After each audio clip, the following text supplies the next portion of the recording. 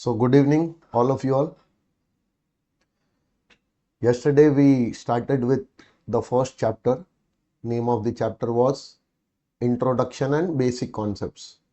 Okay, so it was our first lecture yesterday, and in the first lecture we had discussed that what is the meaning of tax, why do we pay taxes to the government, from where the government gets the authority to charge tax from us, collect the taxes from us. Okay, and apart from that, we also saw that from where our Income Tax Act came into existence. So we are basically studying paper number 3A of your group 1. In that paper number 3A, we are going to study income tax law. Under the income tax law, we are not supposed to study only the Income Tax Act, but we have to study few more things along with the Income Tax Act that we have discussed yesterday, that we have to study the recent amendments also, we have to study the income tax rules also, we have to study the notification circulars issued by CBDT and central government. Then we are supposed to study the case laws, meaning the judgments of various courts. Okay, so the base would be the Income Tax Act only, which we are going to study. So from today we are picking up our base. Okay, so we are going to one by one start studying the provisions of the Income Tax Act, and wherever necessary I will introduce the amendments wherever the amendments are there, and those amendments which are necessary for you all to know because those amendments are in your syllabus. Okay, wherever necessary I will introduce the notification, circular, everything I will do. Okay, so the base would be the Income Tax Act, as I told you. So in the Income Tax Act, there are 298 sections. So we'll start from section number 1 itself. Section number 1 talks about short title, extent and commencement. Section number 1 talks about short title, extent and commencement. See, in India, when you see any law in India, whether you say contract law, if you say Partnership Act, if you say Companies Act, every single act in India, its first section talks about short title, extent and commencement. So in short, what will be the name of this law which you are going to study? So the short name of this law is the Income Tax Act 1961. This is a short title given to the law.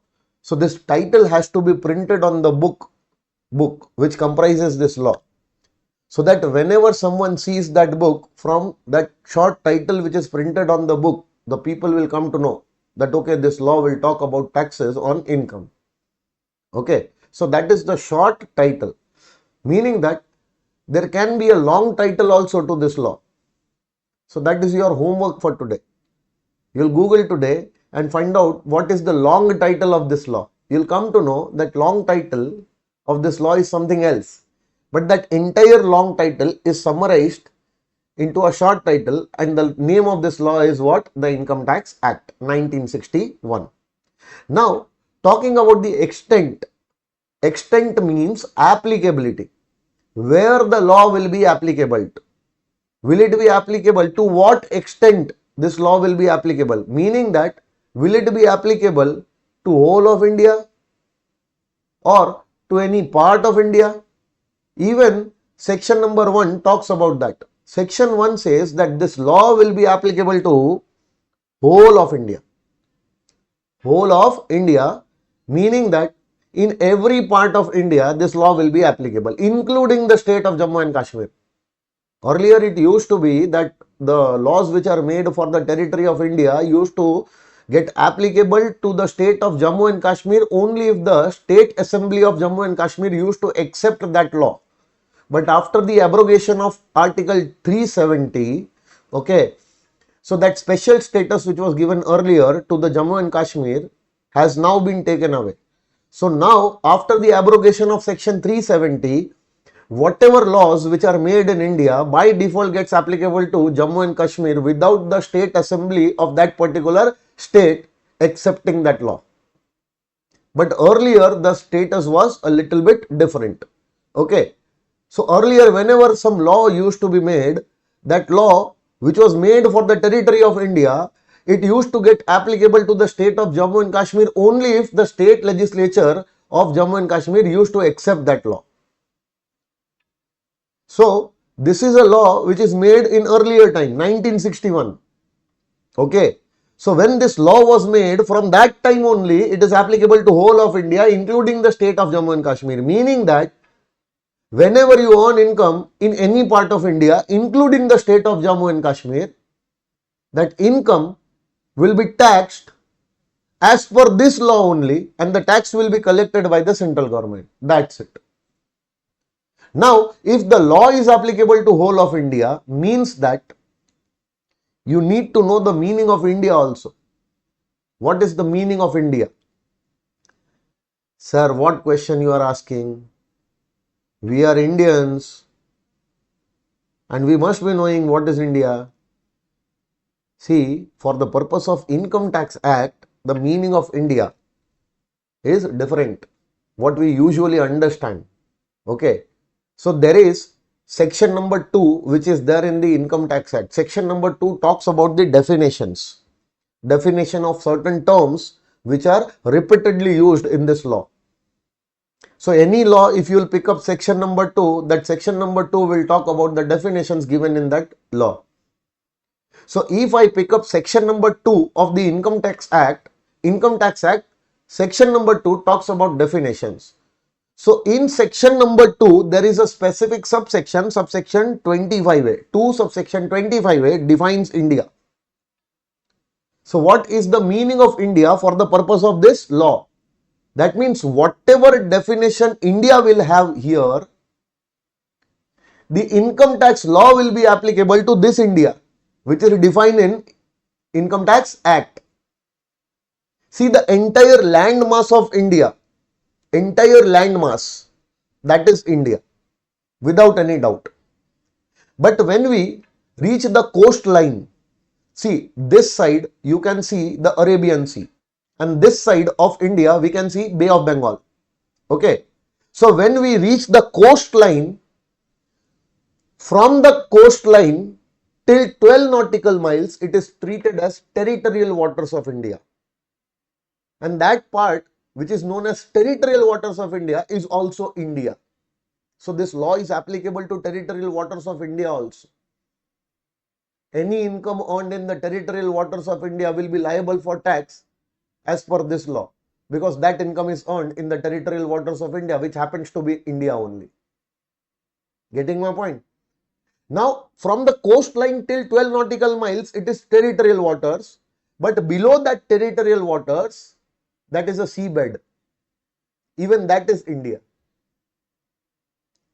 Airspace, which is above the land mass as well as the territorial waters of India, even that airspace is also known as India.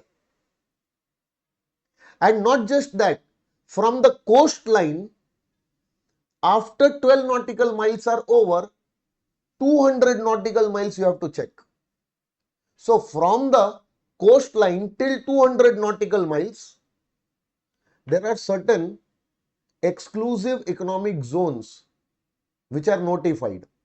See, when you are up to 12 nautical miles, no, that is by default India. But when you cross 12 nautical miles, now it is international waters. That water does not belong to India. That sea does not belong to India. But India can do certain economic activities in certain notified zones. Those zones are known as exclusive economic zones, which can be up to 200 nautical miles from the coastline. Even those notified exclusive economic zones within that 200 nautical miles range, even that is also treated as India, because some or the other economic activity would be happening over there, resulting into earning income. And on that income also, the income tax will be charged. I hope the things are clear. So this law is applicable to whole of India. Whole of India means land mass of India, territorial waters, seabed below the territorial waters, airspace above the landmass and the territorial waters, as well as notified exclusive economic zones in up to 200 nautical miles from the coastline. This is known as India, my dear friends. So this law is applicable to this India.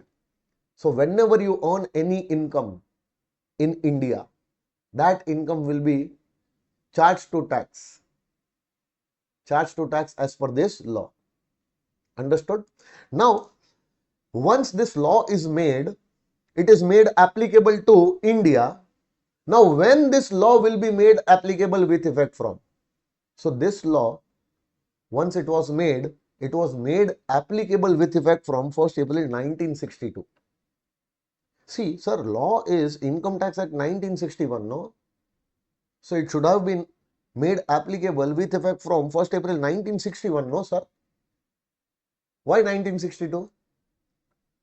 Reason is simple. Income Tax Act always is 1 year ahead, because there is a concept in the Income Tax Act known as assessment year.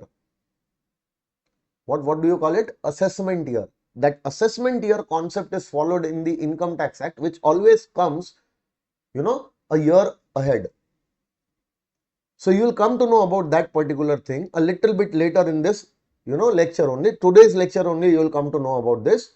So we have to remember this law is made applicable not with effect from 1st April 1961, rather it is made applicable with effect from 1st April 1962 onwards. Okay. So this was your section number 1 of the Income Tax Act. So out of 298 sections, we have completed section number 1. One section is done.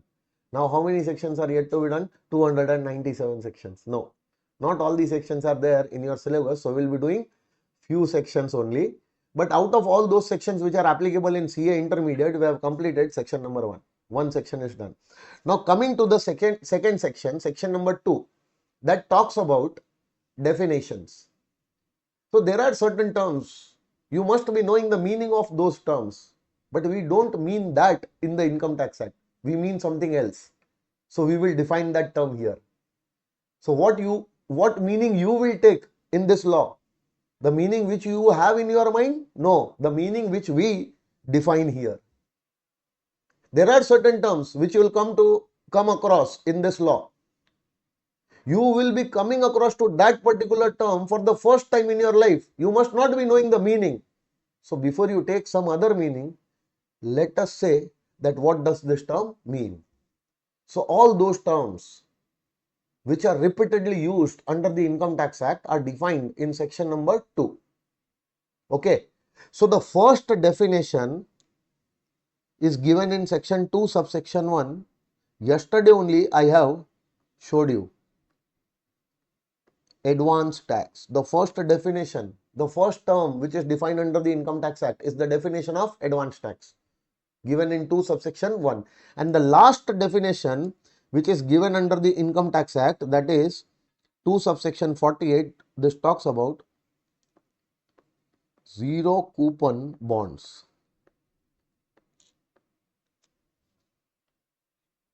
Did you notice something? The first term was defined by the alphabet A and the last term is defined by alphabet Z.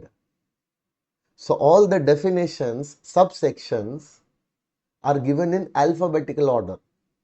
So all the definitions starting with alphabet A will be coming first. Then the terms which starts with alphabet B will be coming later. Then the terms which starts with the letter C, alphabet C, will come thereafter. Likewise, the last alphabet is Z. So the last definition is 2 subsection 48 Z, Z for zero coupon bonds. Got it? So in this way also you can, remember the section numbers. This is a key to remember. See, if you remember 2 subsection 25A, that talks about the definition of India, I for India. So the definition of India is 2 subsection 25A. Now any term, for example, capital asset. So capital asset is alphabet C. Alphabet C will come before I. So definitely the definition of capital asset will be within the range of 2 subsection 1 to 2 subsection 25. Before that only the definition will come. So this is the way in which you can remember. And actually the definition of capital asset is given in 2 subsection 14. That we will learn in capital gains chapter. Okay. So now what we are supposed to do, one by one, we are supposed to study the definitions. No. Because if I try to teach you the definition right now only, from tomorrow onwards, you will not attend the lectures only. You will sleep right now only. So what we are going to do, how we are going to study the definition. We will leave this section right now and we will move ahead. In some provision, some section, if we come across to a specific term and we don't know the meaning, or the meaning which we know is not applicable for Income Tax Act. For Income Tax Act, the meaning is something else. So what we will do? For some time, we will leave that section and we will come to section number 2, learn that definition and again go back to that section. Like this, we are supposed to complete the definitions which are applicable for CA intermediate. We are not supposed to do all the definitions of Income Tax Act. We are supposed to do only selective definitions, but those definitions also will be done at correct places and not right now. Okay. Now, whenever you see any definition, definitions are of two types. Any term which is given in section number 2 will be either defined in exhaustive manner or it will be defined in an inclusive manner. So there are two types of definitions which any law will have, including the Income Tax Act. The definition will either be exhaustive definition or the definition will be inclusive definition. What is the meaning of exhaustive definition? Exhaustive definitions always start with the word means, which means that whatever is written in that definition, the meaning of that term is that only, nothing more, nothing less. The meaning given for that term in that definition, you are supposed to take only that meaning, nothing else. So meaning gets exhausted then and there only. So it gives a restrictive meaning to a certain term. You are not supposed to add something else to this meaning. You are not supposed to eliminate something out of this meaning. Meaning has to be only this much. That's it. So all those definitions will always start with the word means. And examples of such definitions are assessment year, then agricultural income, then capital asset. All these terms, when you'll see, when you'll learn these terms with me, you'll come to know that these terms will always start with the means. Assessment year means this, this, this. Agricultural income means this, this, this. Capital asset means this, this, this. That means whatever is the meaning given there, you are supposed to take that meaning only, nothing else. That is exhaustive definition. Now, if the government wants to expand the meaning of some term, government wants to include something else also in the meaning of that term, then that term is defined in an inclusive manner. Then that term will start with the word includes. The best definition is income. The definition of the term income. So they have defined income in the Income Tax Act. It will start like this. The term income includes 1, 2, 3, 4. There will be a list which will be given. So the meaning of income which you know, that will remain. But apart from that meaning, the term income, the meaning of that term is expanded. By including these things also in the definition of income, the term, the meaning of that term is expanded. Understanding? So there are certain definitions which we will study together. Those definitions will start with the word includes. And few examples are definition of income, definition of transfer, definition of person. All these terms are defined in an inclusive manner. Income is defined in section 224. The term income includes this. Transfer is defined in section 2 subsection 47. The term transfer includes this.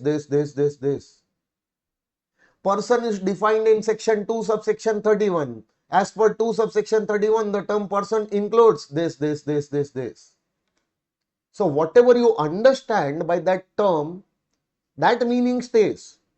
But along with that, this term will also include these cases. And there will be certain terms which will have hybrid definition. Hybrid definition means you don't know the meaning. First, let us define it. This term means this. And let us also expand this. And it also includes this. Got it? So there are certain terms which are defined in this manner also. It will be means and includes definition. And those terms are definition of assessee, definition of firm. There are other definitions also, but I have given few examples over here. Okay. So section 2 talks about definition, what types of definitions can be there. Okay. I have just given you a basic idea. Don't worry, these things are not asked in the exams, but in order to learn the law, no, we have to understand these things properly. Only then there are, there will be certain logics. Those logic you will come to know only if you are aware about these small things, which I would like to bring to your notice, because if you learn all these things, no, you'll appreciate the law. You will not try to remember, the things will be automatically remembered and the logics will make some sense. Getting my point? Okay. Now let's move ahead. We are going to section number 3 now. Now section number 3 is also a definition, but it is a definition of a specific term. The name of the term is previous year. So the term previous year, the definition of that term is given in section 3. If anyone asks you that under which section the previous year is defined, what you will say? Section number 3. No, then it will be wrong. The term previous year is actually defined in section 2 subsection 34. There is one section, section 2 subsection 34, which actually defines the term previous year. But when you will go to section 234 note, section 234 will say previous year for the purpose of Income Tax Act in respect of any assessment year means that previous year which is defined in section 3. Then you will have to come to section number 3. And they want you to focus on this term.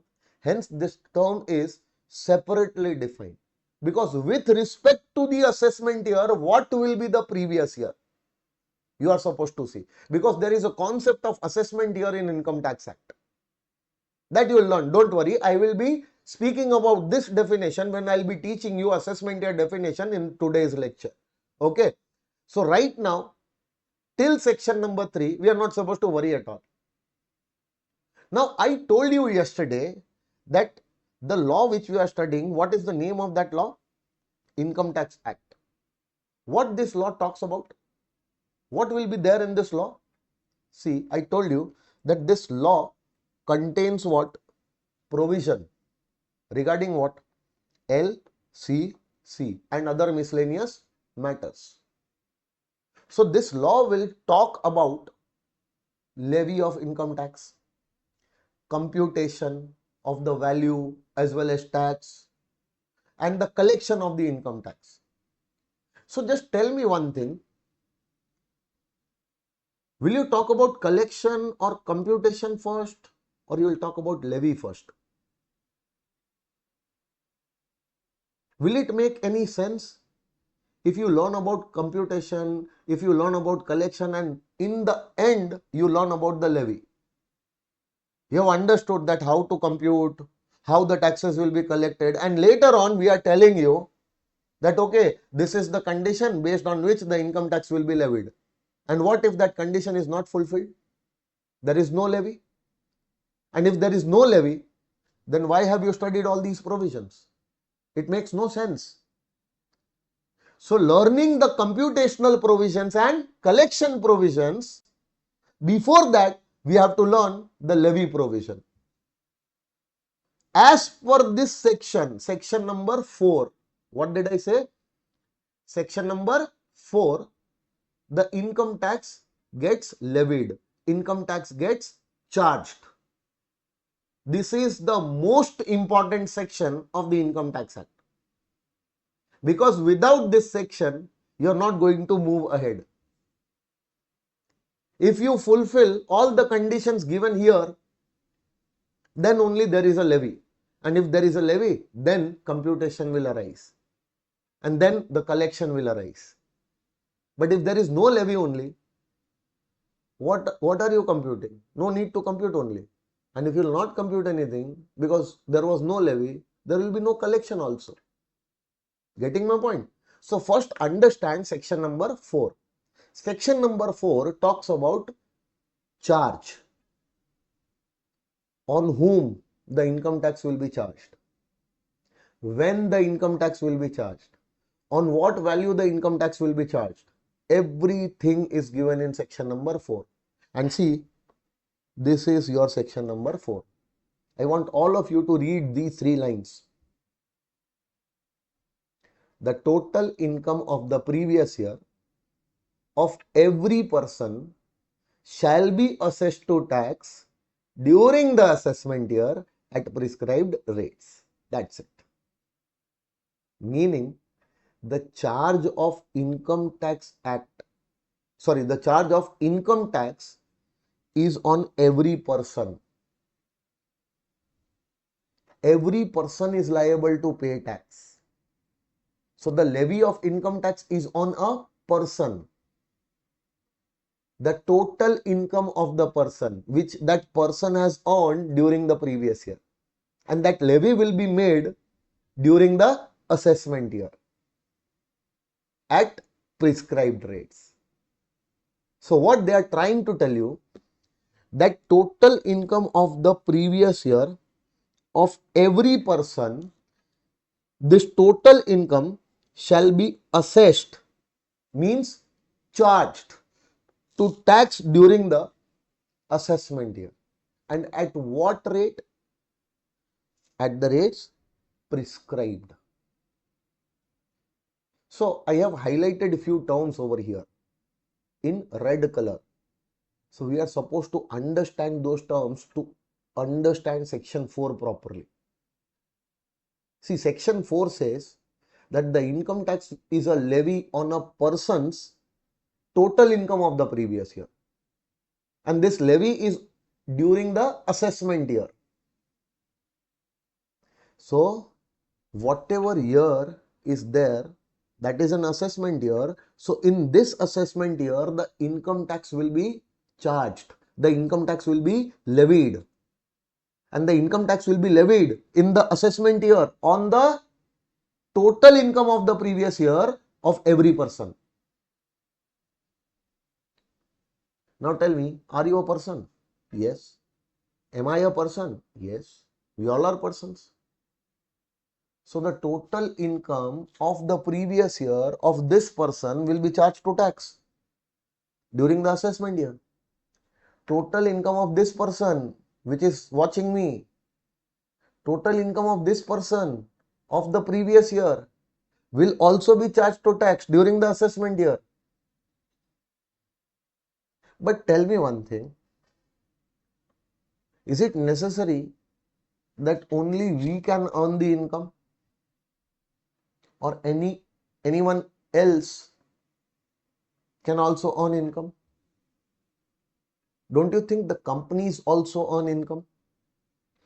Don't you think the partnership firms also earn income? Hindu undivided families, sometimes the income is earned on the name of the family.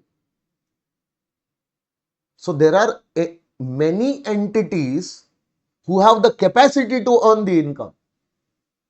So don't you think that they should also pay tax on their income? And which is possible only if they are getting covered under the definition of person. Because if the term person is not defined, what everyone will think?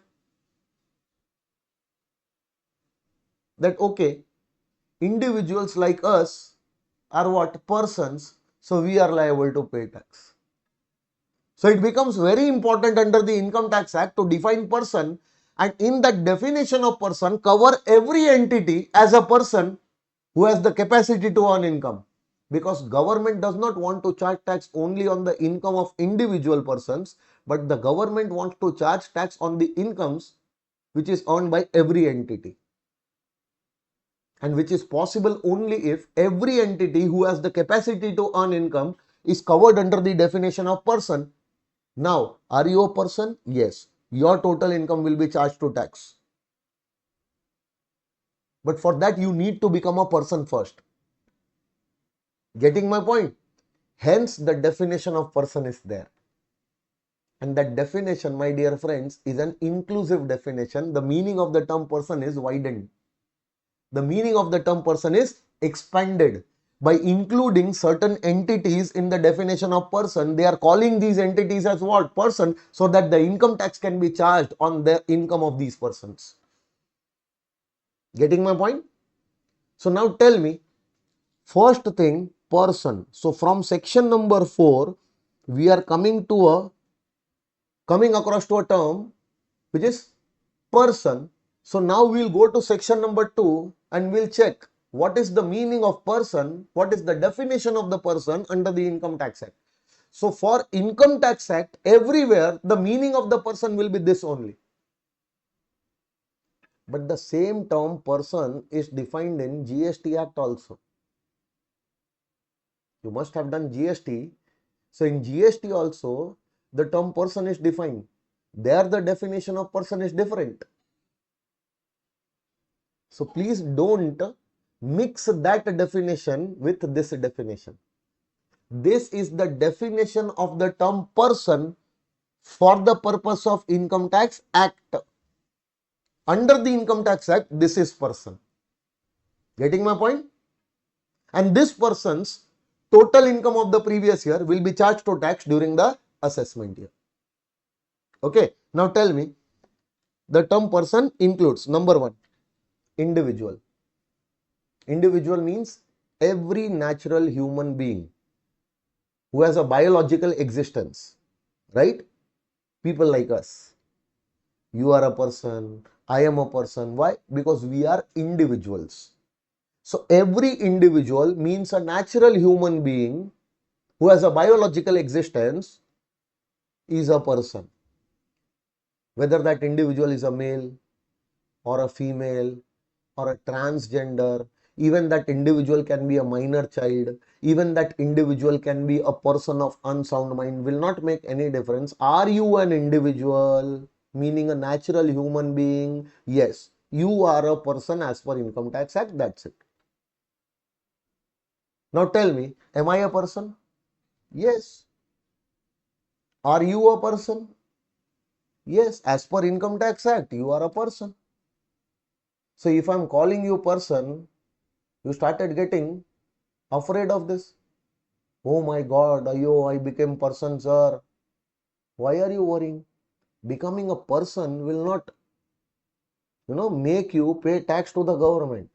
Just becoming a person, government will not come to you asking for tax. Hey, you are a person, pay tax. No. Becoming a person, why? Because you can earn income. So if you earn income, we can charge tax from you. Are you earning income? No. So even though you are a person, you are not liable to pay tax. So just becoming a person does not mean that you are liable to pay tax. But you will be liable to pay tax only if you are a person. Getting my point? Every person who has the capacity to earn income is covered here. And if that capacity is exploited and you are earning income, most welcome, you are liable to pay tax. So individuals, male, female, transgenders, even minor children, even the person of unsound mind, they are all individuals. And if they are earning income, their incomes liable to tax under the Income Tax Act, because income of every person, meaning every individual, will be liable to tax. Getting my point? Sir, but minors are not competent to contract, no? Then why the minors' income will be charged to tax? How that income will be charged to tax? Who will pay tax? That is none of your business right now. What is your business right now? You are supposed to just talk that whether he is a person or not. That's it. And if minor is a person, and if minor is earning income, and if the income of the minor is getting charged to tax, who will pay tax? How that tax will be paid? Whether it will be paid by him or his legal guardian, those things you are not supposed to talk right now. One simple thing. Are you an individual? Yes, you are a person, that's it. Because you can earn income. But as an individual, you can be a male, you can be a female, you can be a transgender, you can be minor, you can be a person of unsound mind, you can be any person. You can be any individual, you are a person, that's it. Okay. Now, second one is Hindu undivided family. Sometimes the incomes are also earned on the name of family. Hindu undivided family. There is a business running on the name of my family. So that business is earning income, but the income is earned on the name of the family. And that family consists of me, my father, my grandfather, okay, all my brothers. We all are combinedly as a family earning that income on the name of Hindu undivided family. So even Hindu undivided family as a separate legal existence. So if Hindu undivided families have separate legal existence, and if any income is earned on the name of this legal entity, even that income should also be charged to tax under the Income Tax Act. Hence, HUFs are also person. Because what if I am earning income on the name of my HUF? Even that income should be charged to tax. But for that, HUF should be made person first. Because the charge of income tax is on person's total income. Got it? Now the next one is company. Which company? Any company. It can be a public limited, it can be a private limited, it can be a listed company, it can be an unlisted company, it can be an Indian company, it can be a foreign company, it can be any company. If it is a company, it has to be a person, that's it. Now, how they will pay tax, how their total income will be calculated, how their tax liability will be calculated, how they will be paying tax, those are not the discussion which we are supposed to do right now. That we'll learn later on. But tell me, can a company earn income? Yes. And if the company can earn income, the income of that company can be charged to tax only if that company becomes what? Person. Hence, company is a person. Now, firms. Sometimes the income is earned on the name of a firm. For example, I am doing a business of ready-made garments, and my brother is also doing a business of ready-made garments. So as an individual, I am doing a business of ready-made garments and earning the income. On that I am supposed to pay tax because that business is on the individual name. So who is earning that income? Individual. So individual will be liable to pay tax because this individual is what? A person. Same thing for my brother also. My brother is individually doing his business. On his individual name, he is earning income from that business. So as an individual, as a person, he is also liable to pay tax on his income. Now what we both decide, that we are doing the same business. So instead of doing that business separately, why not to merge that business and we start doing that business on the name of a partnership firm. Now that same business we both will be doing, but now the business will not be done on my individual name or my brother's individual name, but that business will be done on the name of that partnership firm. So the income from that business will be earned on the name of that partnership firm. Who will pay tax on that? Partnership firm. Because firm is also a person and firm can also earn income. Wherever the word firm is written, entire Income Tax Act, till the time there is no exception, everywhere firm also includes LLP. So the meaning of the term firm automatically includes what? LLPs. And if the LLP is not to be included in the term, form, they will tell you specifically. That time the form will not include LLP, but that will be for a specific section, specific provision. But till the time they are not saying, this term, form will always include LLPs. So partnerships with limited liability or partnerships with unlimited liability, every partnership form is covered under the definition of firms. Okay, covered under the definition of person. Now there is a concept of AOP and BOI, association of person and body of individuals. Now see, first of all, in order to understand this, what is a partnership firm? We will first discuss that. See, partnership firm is a group of certain persons, meaning some persons are coming together and forming a group, and that group is known as a partnership firm, and that group will be known as a partnership firm only if that group has what? Partnership deed also. So when there is a group of certain persons and among the members of that group there is a partnership deed, then this group will be known as what? Partnership firm. But what if there is a group but there is no partnership deed made amongst the members of that group? There is no partnership deed. Then that group cannot be treated as partnership firm. That group will either be treated as AOP or BOI. Understanding? Coming together, certain persons coming together forming a group, but amongst the members of that group, if there is a partnership deed, then the group of that member, then that group will be known as what? Partnership firm. But what if those members are coming together, certain persons are coming together, okay, and there is no partnership deed amongst them? Then that group cannot be treated as partnership firm. You have to call that group as AOP or BOI. AOP full form is Association of Persons. BOI full form Body of Individuals. What? AOP, association, means group of persons. BOI, body means group of individuals only. So can I say this is also a group? This is also a group. Here partnership deed is not there. Here also partnership deed is not there, but still the group is formed. But under this group, no, the members will be persons. Any person can be a member in AOP. Any person.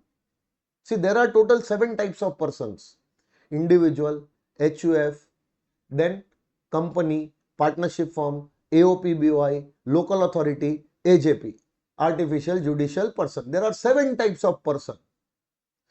So person, what are they saying? Person. So it is a group of persons, means any person can be a member in AOP. Individuals, HUFs, companies, firm, AOP, BOI, local authority, AJP. All of them are what? Persons. So in the AOP, you can see different types of members. Some member can be a individual, some member can be a partnership firm, some member can be a company. All of them coming together forming a group, and that group is AOP. But if I talk about body of individuals, so can I say this body is a group of those members who are individuals only. So when a group is formed, and in that group, if any member becomes a non-individual, then that group cannot be treated as BOI, that group will always be treated as AOP. But what if all the members in the group are what? Individuals only. That group will be AOP or BOI. What?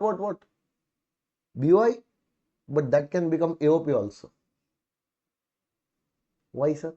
Because individual is a person, individual is a person. So it is a group of persons also, no? Getting my point? Let me take few examples. Okay, you will understand. Wait. Mr. A and Mr. B coming together, forming a group. Tell me, the group of Mr. A and B, this group, can it be treated as BOI? Yes, because in this group, all the members are what? Individuals. But tell me, can this group be treated as AOP? The answer is yes. This group can be treated as AOP also. Because individual is what? Person only, no?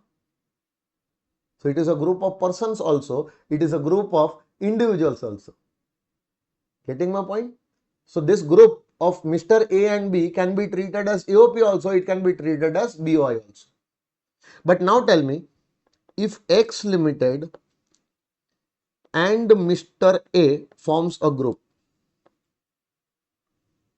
In this group, can you see all the members as individuals? No. Only one member is individual, another member is a company. So this group cannot be treated as BOI, it has to be treated as AOP. All members needs to be individual, only then you can call the group as what? BOI. But if any single member is a non-individual, then the group cannot be treated as BOI, it will be definitely AOP. Okay? Now tell me, ABC and Associates and PQR Limited both are forming a group. Group means a joint venture kind of thing. Okay? Joint ventures you know, na? JVs, joint ventures. So it is a kind of joint venture only. Both of them are coming together for a particular project. Joint venture. Can this group be called as a BOI? No, none of the member is individual. So this cannot be treated as BOI. This will be treated as AOP only. So where you will get the problem, I'll tell you. You will not get problem here or here. You will get problem here. When all the members in the group are what? Individuals, that group can be treated as BOI also, that group can be treated as AOP also. Sir, should I call it BOI or should I call it AOP? Because I can call it AOP also, I can call it BOI also. So what should I call it? For that, listen to this example, you will come to know. Now I am giving you an example. Mr. X is there, okay. Mr. X is about to die. He is lying on his deathbed and he is writing his will that after my death, all my properties, all my bank balances, all my investments, my shares, everything should be divided equally amongst my 3 sons. All my 3 sons have equal right over all my properties. So after my death, all my properties should be equally divided to them because they are equal owners in my property. I consider them to get equal parts from my property. This will he is writing after he wrote this will and he died. Now tell me, after Mr. X died, his entire property, which now belongs to his 3 sons, as per will be distributed amongst them equally. So 1/3 of his property his son A will get, 1/3 of his property his son B will get, and 1/3 of his property his son C will get. A is taking his 1/3 and going away. B is taking his 1/3 and going away. And C is also taking his 1/3 and going away. Now tell me, 1/3 portion which A got, which A received, from that 1/3 portion, A will earn income. On that income, who will pay tax? A only, in his individual capacity. Because he is not forming a group, no. He is taking his 1/3 and going away. So from 1/3 portion which Mr. A is getting from his father, whatever income will arise, that will be A's income, will be taxable for him in his individual capacity. What about Mr. B? B is getting his 1/3 portion and B is also going away.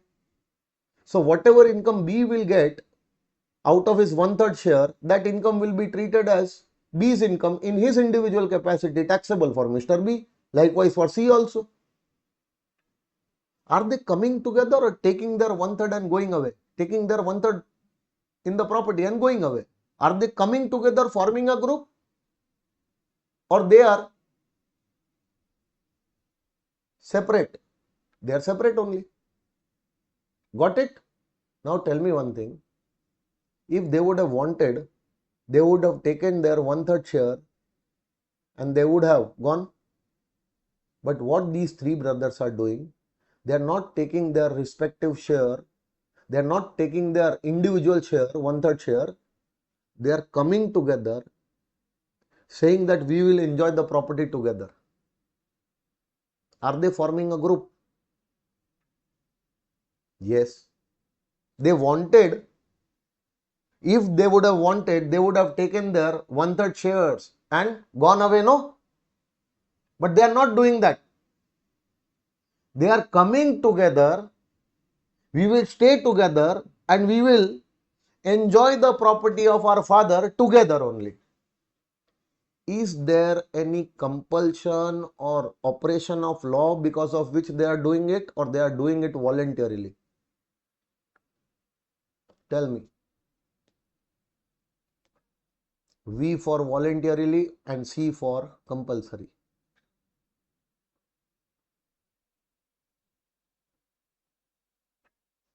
These three brothers are coming together without any compulsion, without any operation of law.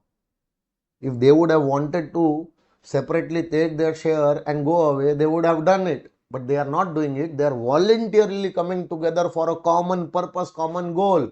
So individuals are forming a group for a common purpose, common goal, common intention.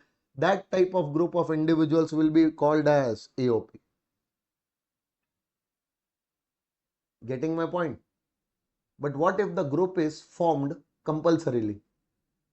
You did not want to come together, but we have compulsorily brought you together. You had to, or there is operation of law because of which we are bringing you all together. Then is it voluntary or compulsory coming together? Yes, that will be known as BOI. If we take the same example, what if Mr. X would have written in his will that after my death, my entire property belongs to all my three sons, they will be enjoying the property only if they stay together, otherwise the property should be donated to some orphanage. Even if they don't want, now they will have to come together if they want to enjoy the property. Are they coming together voluntarily or by operation of law or compulsorily? Compulsorily. So this kind of group formed by an individual by operation of law or by compulsion will not be treated as AOP. This group of individuals will be treated as BOI. Got it? But what if any member in the group is non-individual? That group cannot be BOI. You have to consider that group as AOP only. Got it? Sure? Okay. So this was AOP and BOI.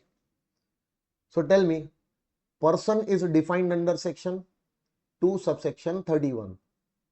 The term person includes number 1 individuals, number 2 HUFs, number 3 companies, number 4 firms, and firms also include LLP.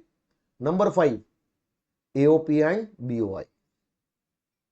Getting my point? Now coming to point number 6. Point number 6 talks about local authorities. Point number 6 talks about local authorities. What is a local authority? Have you heard about Chennai Corporation? Corporation of Chennai? What is that? Local authority. You must be staying in some small town. So in small towns, that same work which is done by the Corporation of Chennai, that same work is done by Nagarpalikas.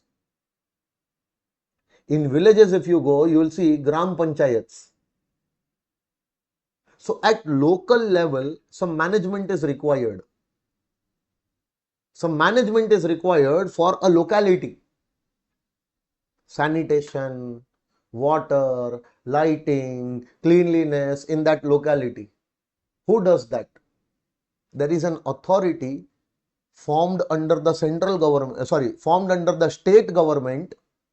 There is an authority who takes care of these localities, manages the local funds, manages the localities. So the authorities which work under the state government, who are responsible for the management of certain localities, who manages the local funds, those type of authorities are known as what? Local authorities. Municipalities, nagarpalikas. In certain areas, it is known as cantonment boards. Okay, then you will come to know about gram panchayats. All of them are what? Local authorities. Don't you think that these local authorities are also earning incomes? They collect water taxes from us, municipal taxes from us. We have to make many applications like registration of death certificate. We get some death certificate. Sometimes we go to take the construction commencement of construction certificate. Various services they must be providing, and for those various services they are charging money from us. So even those local authorities are also what? Earning incomes. What if their income needs to what if the central government wants to charge their income under the Income Tax Act? It is possible only if they are made as what? Person. So local authorities are earning incomes. And if the government wants to charge tax on their income, the government will be able to do it. Central government will be able to do it under the Income Tax Act only if they are made as person under the Income Tax Act. Getting my point? But when you will go to final CNO, you learn the assessment of local authorities, assessment of various persons. Under that, you will learn assessment of local authorities. That time you will come to know that majority of the incomes which are earned by local authorities is exempt. Majority of the incomes. But few of the incomes which the local authorities are earning, even those incomes are charged to tax. But that is possible only when they are person. Hence, under the definition of person, local authorities are also included. Getting my point? Now, did I use the word government or I used the word local authorities? Local authorities. And by the way, local authorities is not a government. Central government is there and state government is there. Under the state government, to manage the localities, these are independent bodies which are formed to manage localities. These bodies which are formed are not governments. Getting my point? In some places, this is known as municipality. Some places it is known as cantonment board. Some places it is known as corporation. Some places it is known as nagarpalika. Some places it is known as gram panchayat. Some places it is known as local body.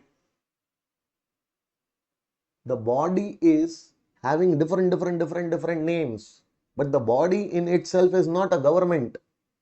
It is an entity working for the government at local levels, authorized by the state government to work at local levels. Got it?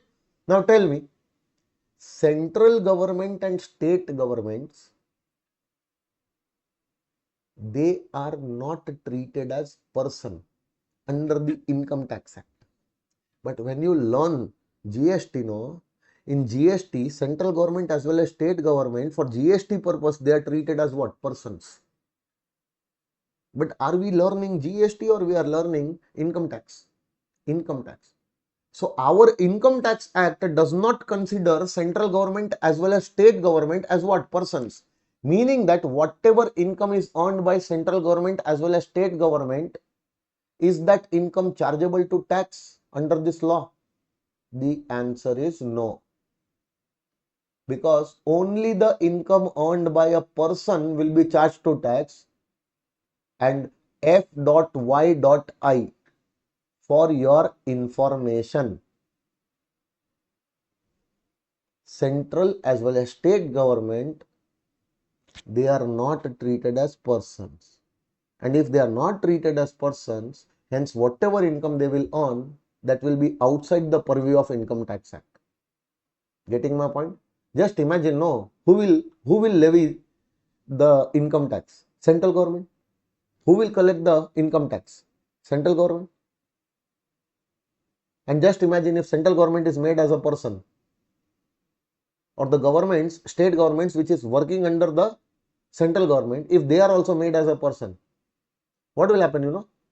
Government is charging tax from itself and paying that tax to itself. Will it make any sense? It is watching yourself in the mirror and saying that, oh my God, you're looking beautiful. It is a madness only, no? Who will charge the income tax? Central government. On someone's income, no? Or government will charge tax on its own income. So, hello central government, I'm watching you. You are earning income. Who is saying this? Central government itself is saying to itself. You are earning income, okay, pay tax. So, central government will pay tax to central government. Understand? It will not make any sense. And these are constitutional bodies. So central government, state government, none of them are persons under the Income Tax Act. If they are earning any income, will their income be charged to tax? No. Why? Because they are not persons. But any local authority earning income can be charged to tax under the Income Tax Act, because local authority is a person. Got it? Now last one, artificial judicial person. See, this is a residuary category of person. If any person cannot be covered in above 6 categories, he will be covered in the 7th category. This is a category which says that if you have an artificial existence, meaning that your existence, you came into existence because of a law. Some law has given you birth. For example, if I say ICAI, the Institute of Chartered Accountants of India, ICAI is a body which is formed for the profession, to safeguard the profession of chartered accountancy in India as per the CA Act 1949. So CA Act 1949 has given birth to this ICAI, responsible for profession of chartered accountancy in India. So tell me, ICAI is an entity. ICAI earning income or not earning income?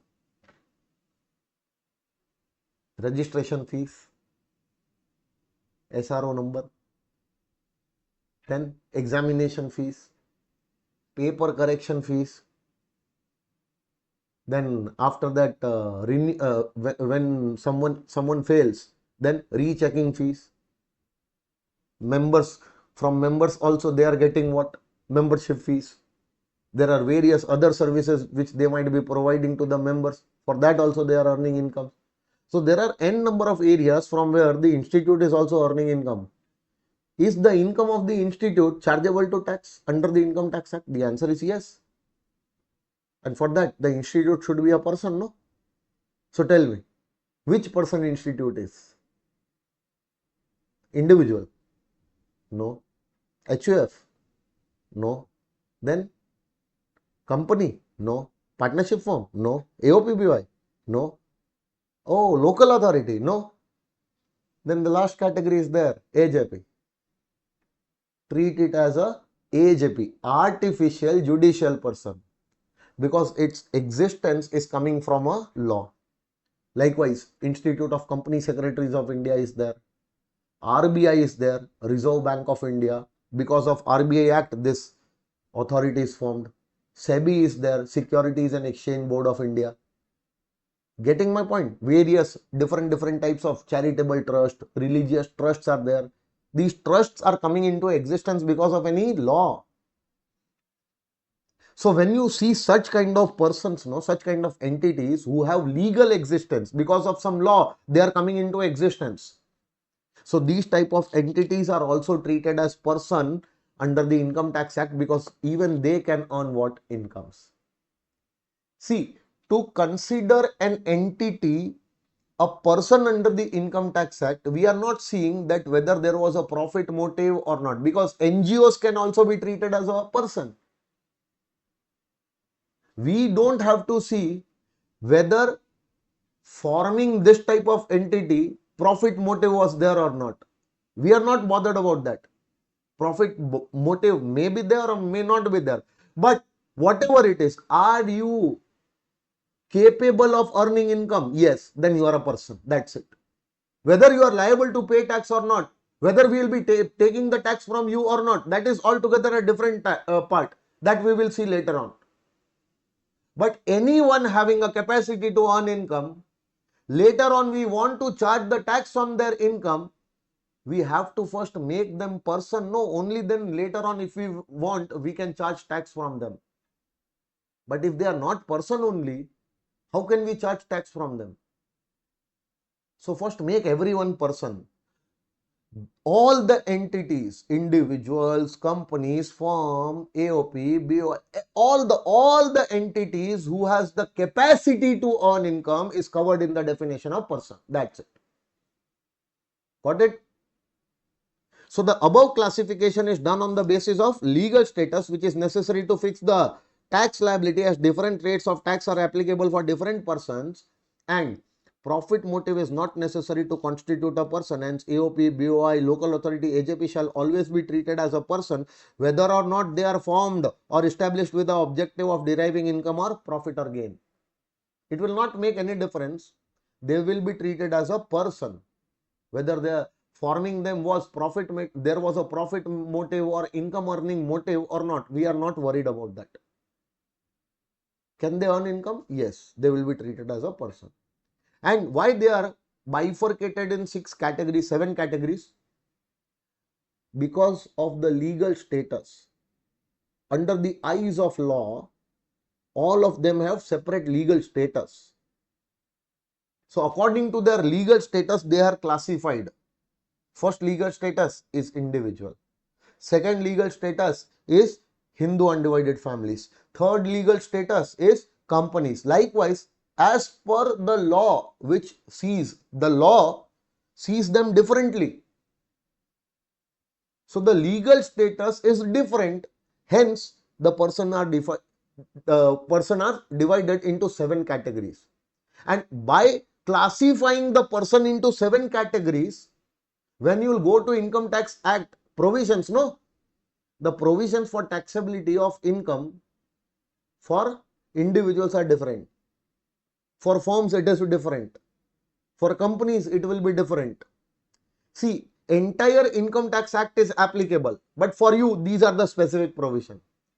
For you as a company, these are the specific provisions. Getting my point? Different rates of taxes are also prescribed.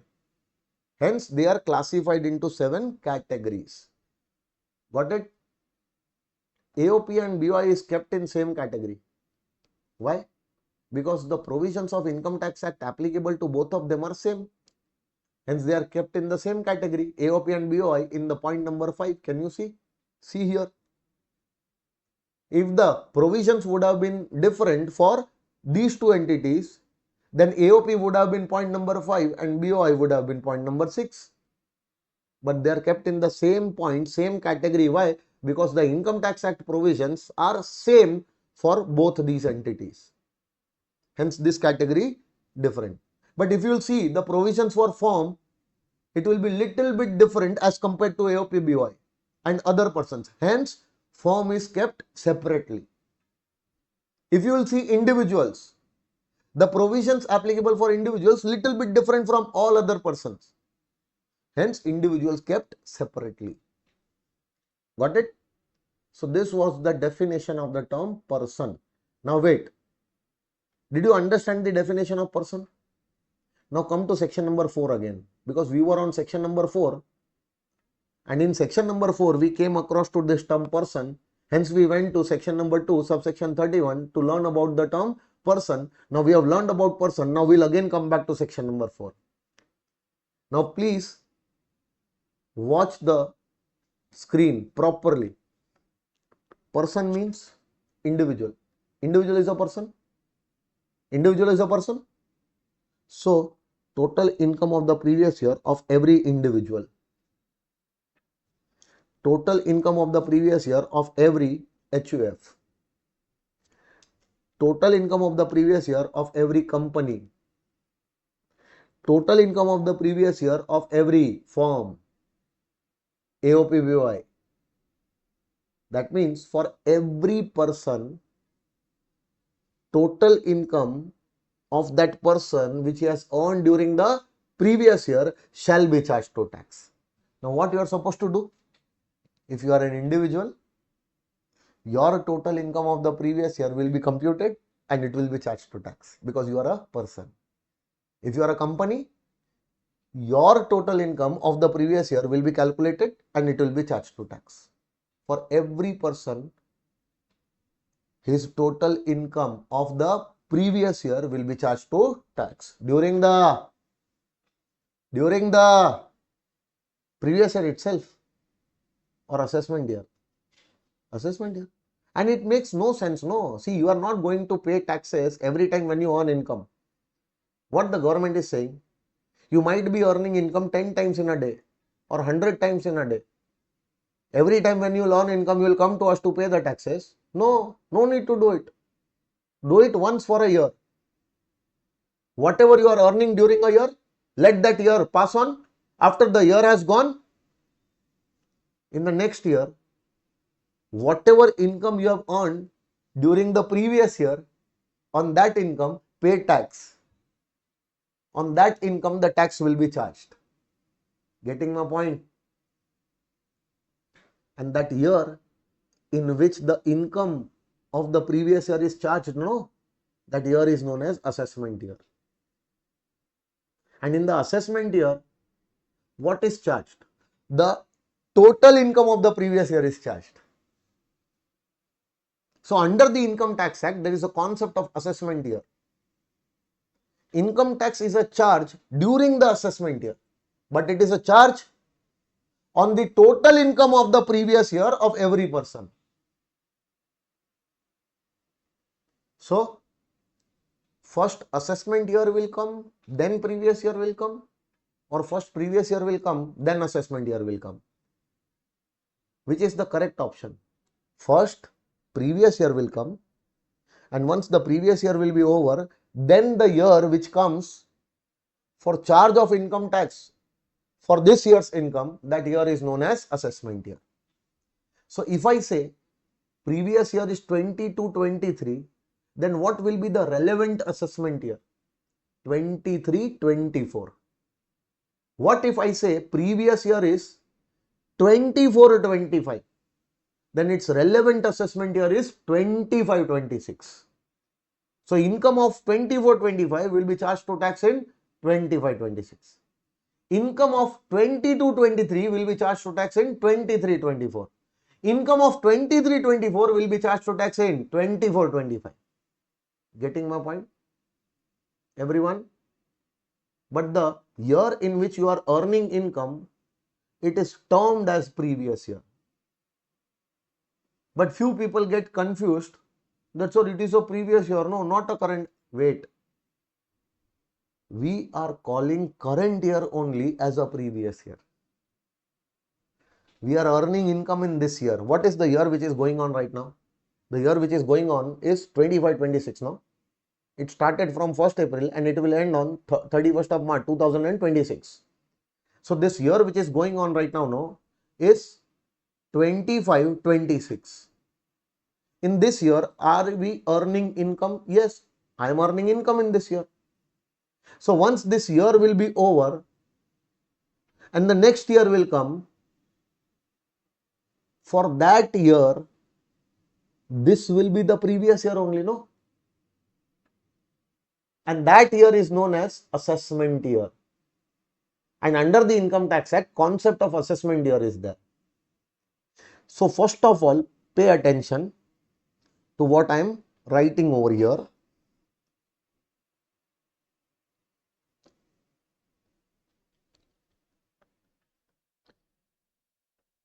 Previous year, and the abbreviation is used as PY. And assessment year, abbreviation used is assessment year. See, under the Income Tax Act, no, there is no concept of calendar year or no concept of financial year. There is a concept of assessment year. So Income Tax Act says that in the assessment year, what will happen? In the assessment year, total income of previous year shall be assessed. Assessed means computed, determined. I am assessing my income. Assessing my income means I am determining my income. So in which year you will assess means determine your income. The total income will be determined in the assessment year. The year in which the assessment takes place, determination takes place. Hence that year is known as assessment year. Getting my point? So total income of the previous year is assessed and tax liability is determined. Determined means assessed. So in this year, what will happen? Total income of the previous year, we will calculate, we will determine, and tax also on that total income we will determine right now. So in this year, the income tax, this much tax is charged on this much value. What did I say? This much tax is charged on this income. The charge of income tax, this much tax on some value, meaning total income. This charging takes place in assessment year, but the charge is on the total income of the assessment year. Now you have to calculate this total income. How will you calculate this total income? You will have to see back that what you did in the previous year. From that only you will be computing this total income. So whatever incomes earned during the previous year, from those incomes only the total income will be determined during the assessment year, and this will happen for every person. So can I say the year in which a person is earning income, that year is previous year. Year of earning income is what? Previous year. And the year in which the total income is determined, tax liability is computed and charged on that total income is the assessment year. Yes or no? Sure. Now see this thing, no? This thing you have to keep in mind that if I say previous year and if I say assessment year will come later and previous year will come first. So for example, if previous year 22, 23 is there. What will be the relevant assessment year to this? 23, 24. Meaning that in the assessment year 23, 24, total income of the previous year 23, 24 will be determined and charged to tax. What if my previous year was 23, 25, 23, 24? For this previous year, what will be the assessment year? It will be 24, 25. What will be the assessment year for previous year 24, 25? It will be pre-assessment year 25, 26. Can you see something? Can you notice something?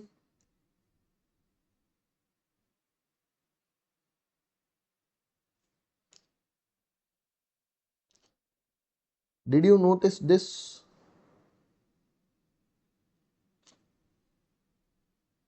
Same, no?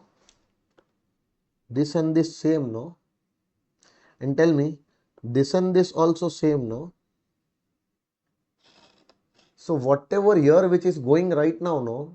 It is an assessment year for the previous year, but it is itself a previous year in which you are earning income, and for this, the income of this year will be charged in the next assessment year. This is a previous year itself. The income will be earned in this year, but this year's income will be charged next year.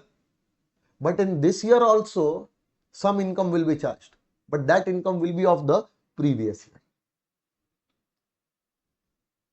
Understanding? So previous year and assessment year, both you understood? Everyone?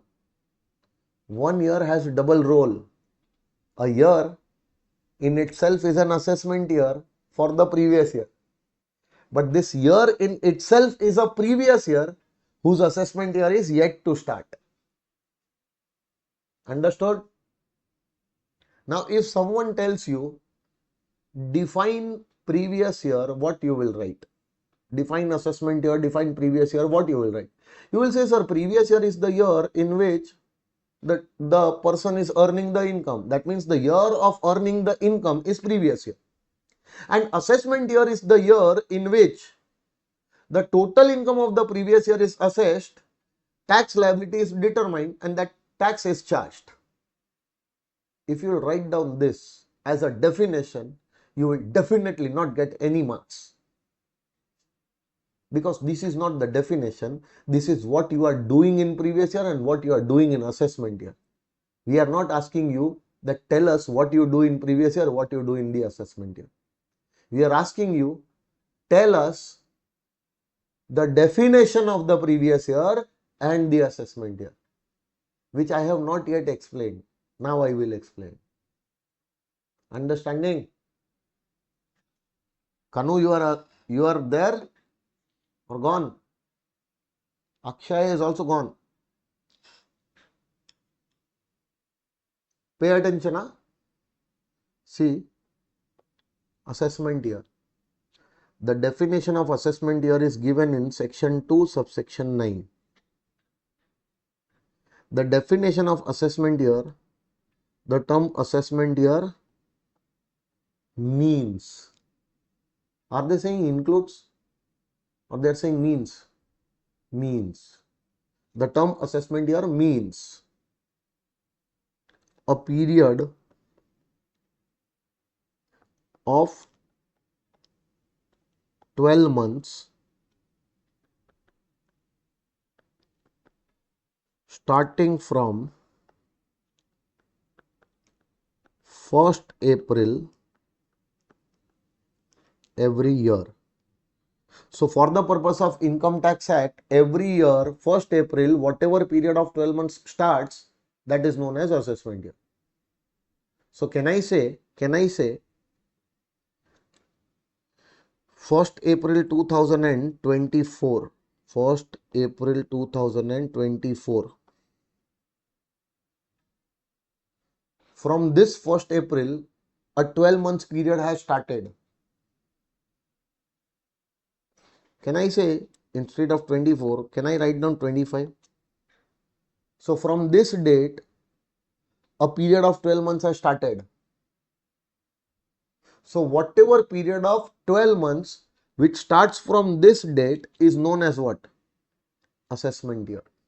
So tell me, if it is starting from 1st April and it is a period of how many months? 12 months only, nothing more, nothing less, only 12 months. Can it start from any other day? No, it has to start from 1st April because the definition itself says that assessment year, we will, for the Income Tax Act, we will always start the assessment year for 1st April, from 1st April only. You, as per your convenience, cannot start it from any earlier day or any later day. For the Income Tax Act, for the purpose of Income Tax Act, assessment year will always start from 1st April. And the assessment year will always be a period of 12 months. Nothing more, nothing less. No other date.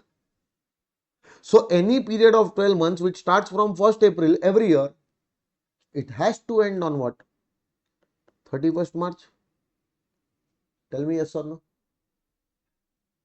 So tell me, is it an assessment year? Yes. This is assessment year 25-26. In this year, what you will do? You will compute the total income of the previous year. Calculate the tax because that tax will be charged on your total income in this year. Now, coming to the previous year. Okay, tell me, what is the previous year according to you? Which year's income will be charged in this year? Previous year's income, no? Tell me which previous year. Because before this year, whatever years are there, all years are previous year. So which previous year's income will be charged in this year? Last year or last to last year or last to last year? Because for this year, every year which has gone by, every year which was prior to this year, for this, that was a previous year only. So which previous year total income will be chargeable in this year? This assessment year is relevant for which previous year, or which previous year is relevant for this assessment year? That is defined in section 234. Read with section 3. So as per section 234, read with section 3, you will get the definition of previous year. And the term previous year means the financial year preceding, no. Immediately preceding the assessment year.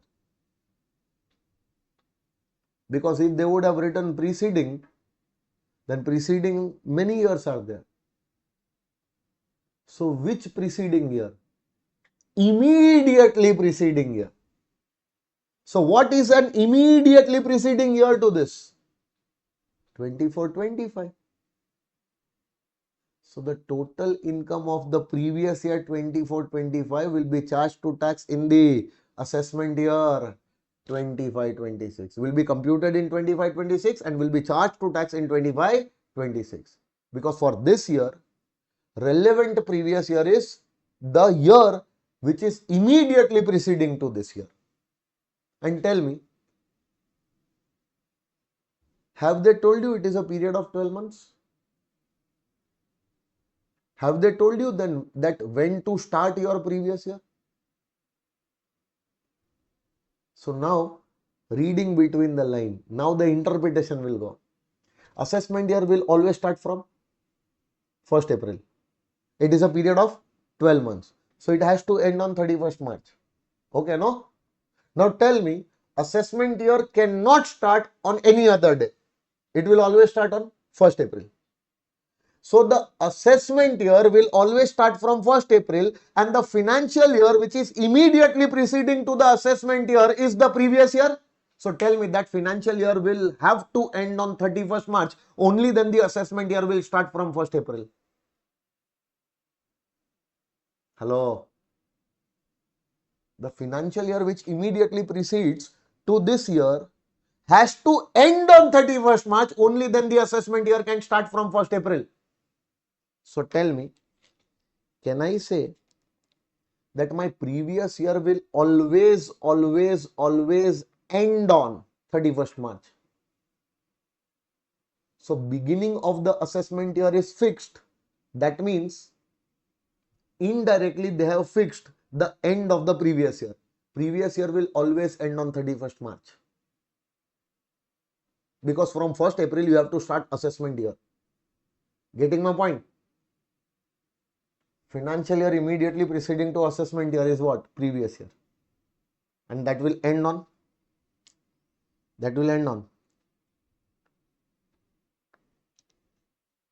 31st March 2024. Now tell me, the financial year which will end on 31st March, it is a year, no? And year is normally a period of 12 months. Can it be more than 12 months? No, because it is a year. How can a year be a period of more than 12 months? It will be a period of 12 months normally.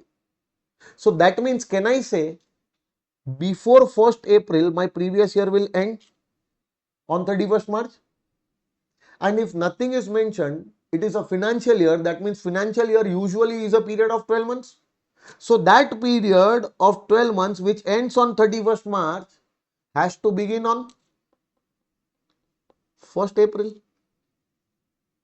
So can I say previous year 24-25 will be the relevant previous year to assessment year 25-26? Or can I say assessment year 25-26 is the relevant assessment year for previous year 24-25? Both are relevant to each other. And assessment year will always start from 1st April, no other date. It is a period of 12 months, nothing more, nothing less. Hence, it will end also on 31st March. But previous year has to end on 31st March. Only then the assessment year can start from 1st April. And since previous year is a financial year, year means a period of 12 months, meaning that the previous year can start from 1st April, but not necessary always. Can a previous year start from 1st July? Yes. Can a previous year start from 1st December? Yes. Can a previous year start from 15th of August? Yes.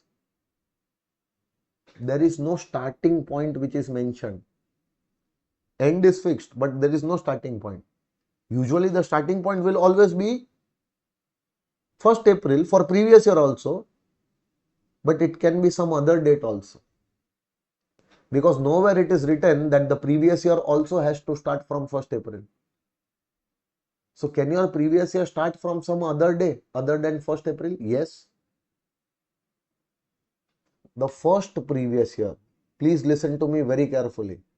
The first previous year for a new business, for a new profession or a new source of income will start from that date on which that source of income is coming into existence. That business is coming into existence. That profession is coming into existence. For example, I have started my new business on 1st of July.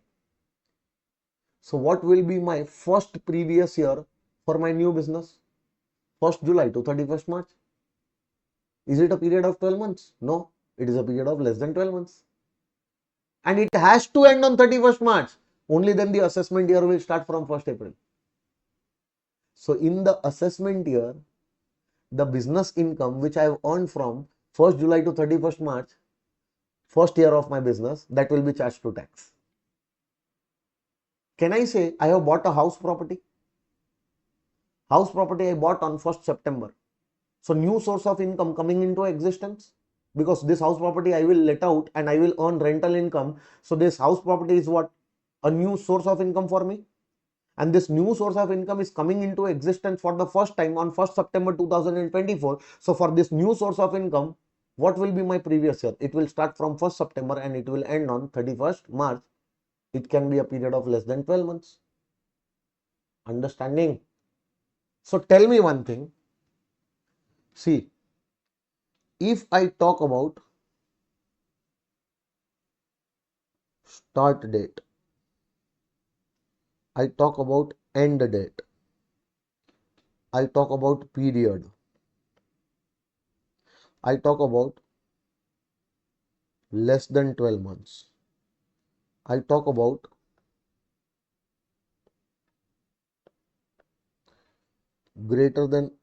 equal to 12 months, and I talk about greater than 12 months. Now you will tell me, assessment year, what will be the start date? 1st April, and it is a period of how many months? 12 months. Can it be less than 12 months? No. Can it be more than 12 months? No. It will always be a period of 12 months. So assessment year, which is always a period of 12 months, if it starts from 1st April, it has to end on 31st March. Now, if I say previous year, tell me, previous year is the financial year immediately preceding to assessment year, meaning the end date is known. End date for a previous year will be 31st March, no other date, only 31st March. Every previous year will end on 31st March. Only then the assessment year will start from 1st April. So the start of assessment year is end of previous year. Now tell me, can your previous year be a period of 12 months? Yes, usually it is a year, and year is a period of 12 months. Right? No? Period of 12 months. Can it be equal to 12 months? Yes. Can it be less than 12 months? Yes. But it can never be more than 12 months. So what if it is a period of 12 months? Previous year is for 12 months. It is a period of 12 months. It can be a period of 12 months also, less than 12 months also. Both the cases are possible. No? Did you see? No? Both the cases are there. What if it is a period of 12 months? End is fixed. Period of 12 months. So usually the previous year will also start from 1st April. But can I say the previous year, which has to end on 31st March, it can be a period of less than 12 months also. But that is possible only if the previous year starts from some date other than 1st April. Any date later than 1st April. It can be 1st July, it can be 1st December, it can be 15th October, it can be 10th November, it can be any date. And that is possible only in 3 cases. New business, new profession, or new source of income coming into existence for the first time in this previous year, for the first previous year, the first previous year for new business, first previous year of new profession, first previous year of any new source of income can be a period of less than 12 months. Now, if this business is continued next year, if this profession is continued next year, if this source of income is there with me in the next year, can I say this business, profession or source of income is no more a new business, new profession or new source of income in the next year? So every subsequent year for this business, profession or source of income will now be a period of 12 months, 12 months, 12 months. But the first year for every new business, every new profession or every new source of income coming into existence during the previous year, the first previous year can be a period of less than 12 months. Got it, sir? Everyone, come, see this.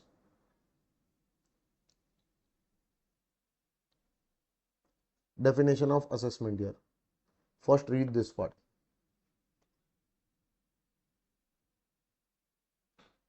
Period of 12 months starting from 1st April every year. Example is 1st April 25 to 31st March 26. Start from this 12 months period. So end on this. This is assessment year 25-26. What is previous year? What is previous year? Previous year means the previous year as defined under section 3. So now I will go to section number 3. Section number 3 says previous year means the financial year immediately preceding the assessment year. So what is the financial year immediately preceding to this assessment year? That is 24-25. Understanding? So with reference to this assessment year, what is the financial year immediately preceding to this assessment year? That will be 24-25, no? So for the assessment year 25-26, immediately preceding year is the previous year, that is previous year 24-25. Got it? Now note, the Income Tax Act 1961. Wait. Right now here, note number 1. Assessment year always a period of 12 months. Previous year normally a period of 12 months. Tell me, can your assessment year be more than 12 months? Never. Can your assessment year be less than 12 months? Never. Your assessment year will always be a period of 12 months, starting from 1st April, ending on 31st March. Now, can your previous year be a period of 12 months? Yes, usually it is a period of 12 months only. But can your previous year be a period of more than 12 months? Never, because year is never of a period which is more than 12 months. Can your previous year be a period of less than 12 months? Possible? Only in 3 cases. First previous year of new business, new profession, new source of income can be a period of less than 12 months because it will end on 31st March, but it might start from any day after 1st April. That is the date on which new business, new profession or source of income coming into existence for the first time. From that date till 31st March can be a period of less than 12 months also. Understood? This I have explained. Now read this part, note. Read this part first and then I will explain what it wants to tell you.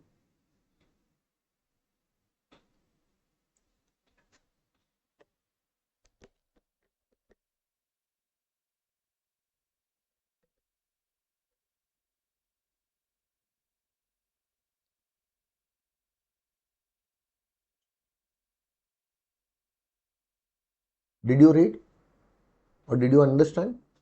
Now, what it is written, please pay attention.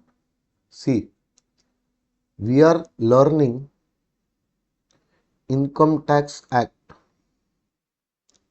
1961 as amended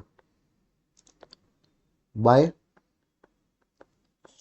Finance Act 24, right now. So can I say, as per this law, tax on incomes earned in 24-25, incomes which are earned in 24-25 is taxed as per this law. And when that will be taxed? This year's income will be taxable as per this act, but it will be taxable in which year? In this year only or next year? Next year. The income of this year is taxable as per this law. The income of this year is taxable as per this law because this law is amended by Finance Act 24, right? No. So 24 means 1st February 24 the budget would have come, and from that budget Finance Act 24 is made. So that budget and the Finance Act will be talking about 24-25, no. Budget 24 will come before 24-25. Getting my point? Yesterday only I told you, budget 25 will come before 25-26. So budget 24 will come on before 24-25, no. So in this budget, what they are saying? In this budget saying that these are the changes in the Income Tax Act which are made in the Income Tax Act as per the Income Tax Act amended by this Finance Act 24, the income of 24-25 will be chargeable to tax. But in which year? 24-25 or 25-26? Yes. So the incomes which are earned in 24-25 are charged to tax as per this law in 25-26. Got it? Everyone? Now tell me, we are going to study this only, no? For May 25, September 25 and Jan 26 attempts. Our institute wants us to read this and come. So in our examination, they will be giving you the details of incomes earned in 24-25. Getting my point? And from those incomes, in the assessment year 25-26, you are supposed to compute the total income. So always in your examination, the assessment year will be 25-26 and the previous year will be 24-25. They will be giving you the details of the incomes which you have earned in the previous year 24-25. And from these incomes, compute the total income of 24-25 in the assessment year 25-26 and determine the tax liability during the assessment year. Because the law which you are going to study for your attempts is this only. So every question which will be asked in the exam, the details of the previous year 24-25 will be given. And based on those details, you are supposed to compute the total income of 24-25 for the assessment year 25-26. So if I ever ask you that whatever we are studying in the class, okay, and whenever I'll be asking you or previous year, what will you say? 24-25. And if I tell you our assessment year, you will say 25-26. Because we are learning a law which is applicable on the income earned in the previous year 24-25, which will be charged in the assessment year 25-26. That law which we are learning, that is the reason why 24-25 and 25-26. And if you will appear in January, then same. But if you will appear in May 26, then this law which you are going to study will change. Now the law will be amended by Finance Act 25-26, will be applicable on the income earned in 25-26, will be charged in 26-27. So in that case, your previous year, that time will become 25-26 and your assessment year that time will become 26-27. Got it? Do you know the students whom I have taught last time? I have taught them Finance Act 2000. I have taught them Income Tax Act as amended by Finance Act 23. So for them, their previous year was 23-24 and their relevant assessment year was 24-25. I've been teaching this law since last 14 years. So the first previous year which I taught was 10-11. In fact, 9-10. And then relevant assessment year was 10-11. Then next year 10-11, 11-12. Then next year 11-12, 12-13. Likewise, right now I am in 24-25 and relevant assessment year is 25-26. I don't know for how many years I can do that. But quite a good number of years I can do that. I know that. Did you understand previous year assessment year concept? Clear everyone? Because this is the basic thing, the purest thing which you are learning right now, because these things will not be taught ahead. Everyone will tell you, for you, your previous year is 27-28, your previous year assessment year is 28-29. When you will be in final, they are not going to teach you all these things. Okay? Now pay attention. See, now if you read this, it will make sense.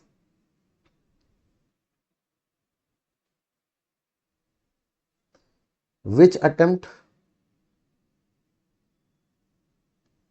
Can I write May 25, September 25 and Jan 26 attempt. So even your attempt is also covered here. Done?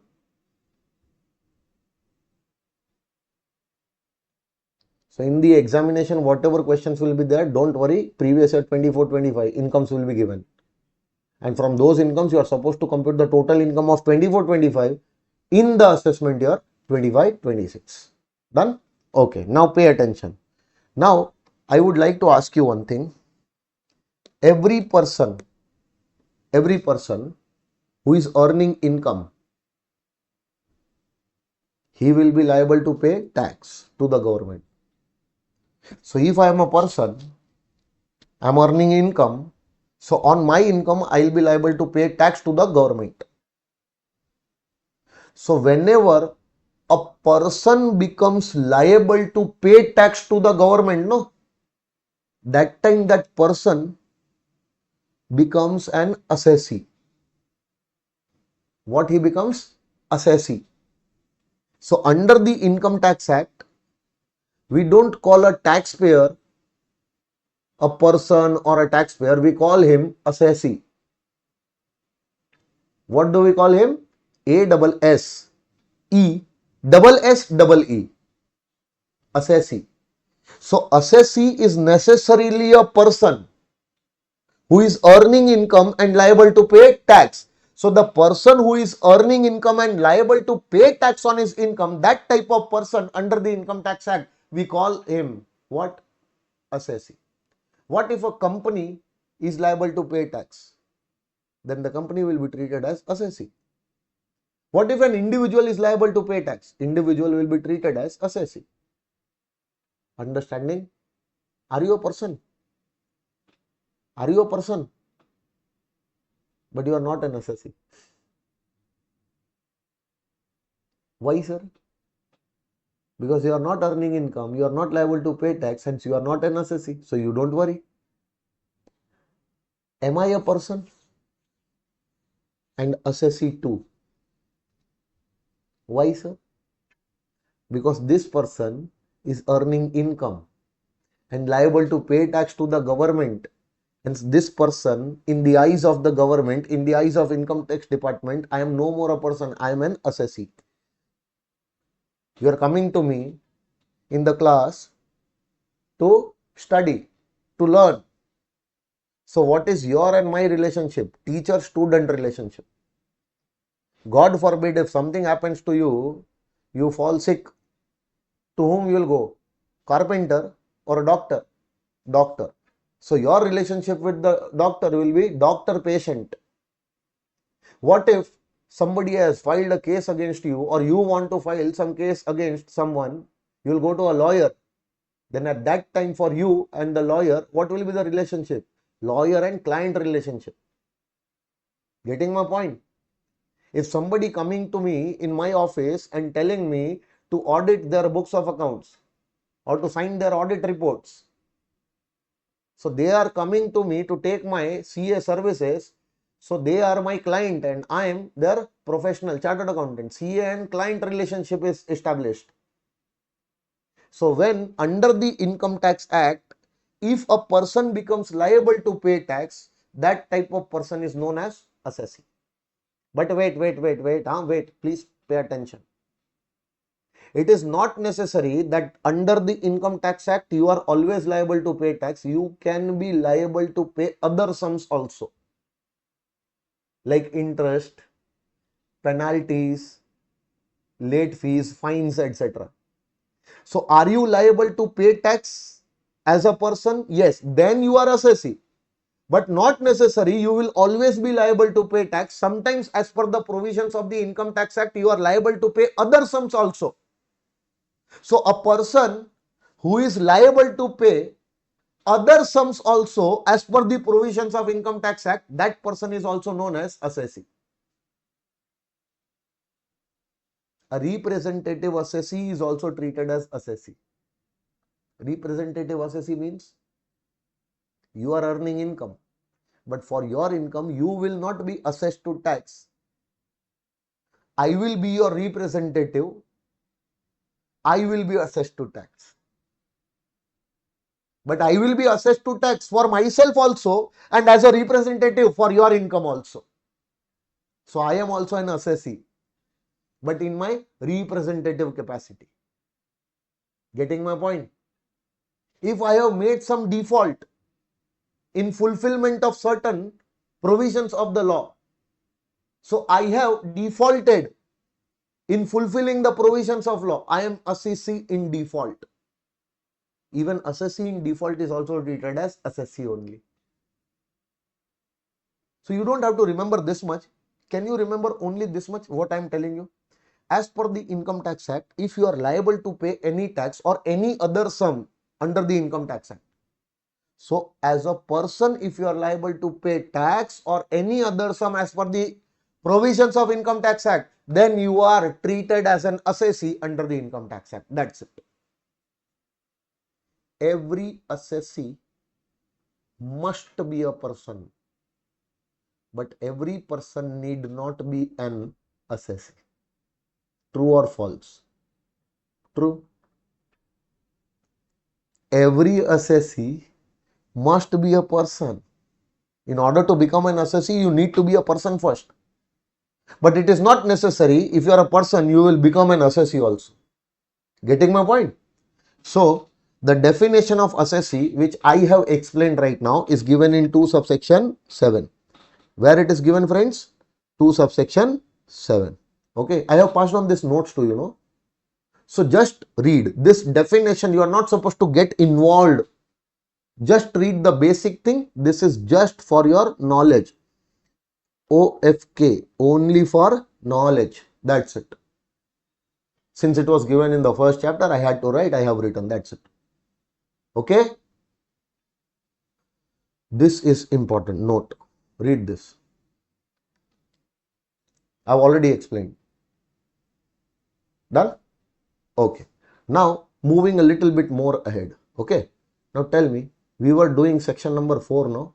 We were in section number 4. And see, we are roaming here and there, forgetting that we were in section number 4. So section number 4 is what? Charging section. Charging section says that the total income of the previous year of every person shall be assessed or charged to tax during the assessment year at prescribed rates. Now what did I say? That person's total income for the previous year will be charged during the assessment year. So what is person we have learned? What is previous year we know? What is assessment year we know? But in the assessment year, now what will be charged to tax? See, the charge of tax is not on income. The charge of tax is on total income. Income is different. Total income is different. So they are not saying that we will charge tax on your income in the assessment year. No, no, no, no, no, no. Charge on the total income of the previous year in the assessment year. Meaning your income of the previous year will not be charged. Your total income of the previous year will be charged. What is total income? If they are telling you, you only calculate your total income, you will never allow your total income to be more than 0. Or if the law tells the department, okay, department, you decide what will be the total income, department will make your total income huge in lakhs and crores. So who will tell you that the income, the value on which the tax is charged, total income, how to compute that value? Who will tell you? The law will only tell you. So as per the law, you have to calculate that value and charge tax on that. Even the government, means income tax department, as per the law will determine your total income. And you as an assessee will be determining your total income as per this law. So whatever is written in the law about the computation of total income, you have to follow that. As an assessee, you will follow this and compute your total income. and charge that total income to tax. And as a department, you will also compute the total income like this only and ask for tax from the taxpayer. How that total income will be computed? Now that you have to learn. And your entire syllabus is that computation of total income, entire process broken into small chapters that you have to learn. Got it? So I will first tell you how to compute your total income. See now. Okay. So we are going to discuss that how to compute the total income now. Because see, the charge is on the total income. So it is very important for us to know that how to determine this total income. Okay. So pay attention. We are in the assessment year 25-26. In this assessment year, we are supposed to compute what? Total income of previous year 24-25. Because on this total income only, we are supposed to apply the tax rates and we are supposed to compute the tax liability.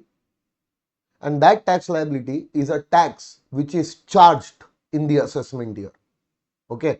So to compute this total income in the assessment year, this total income is for 24-25.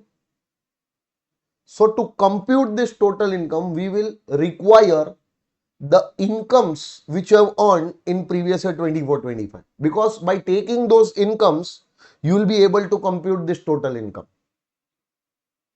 Right now in assessment year, we are computing the total income of 24-25.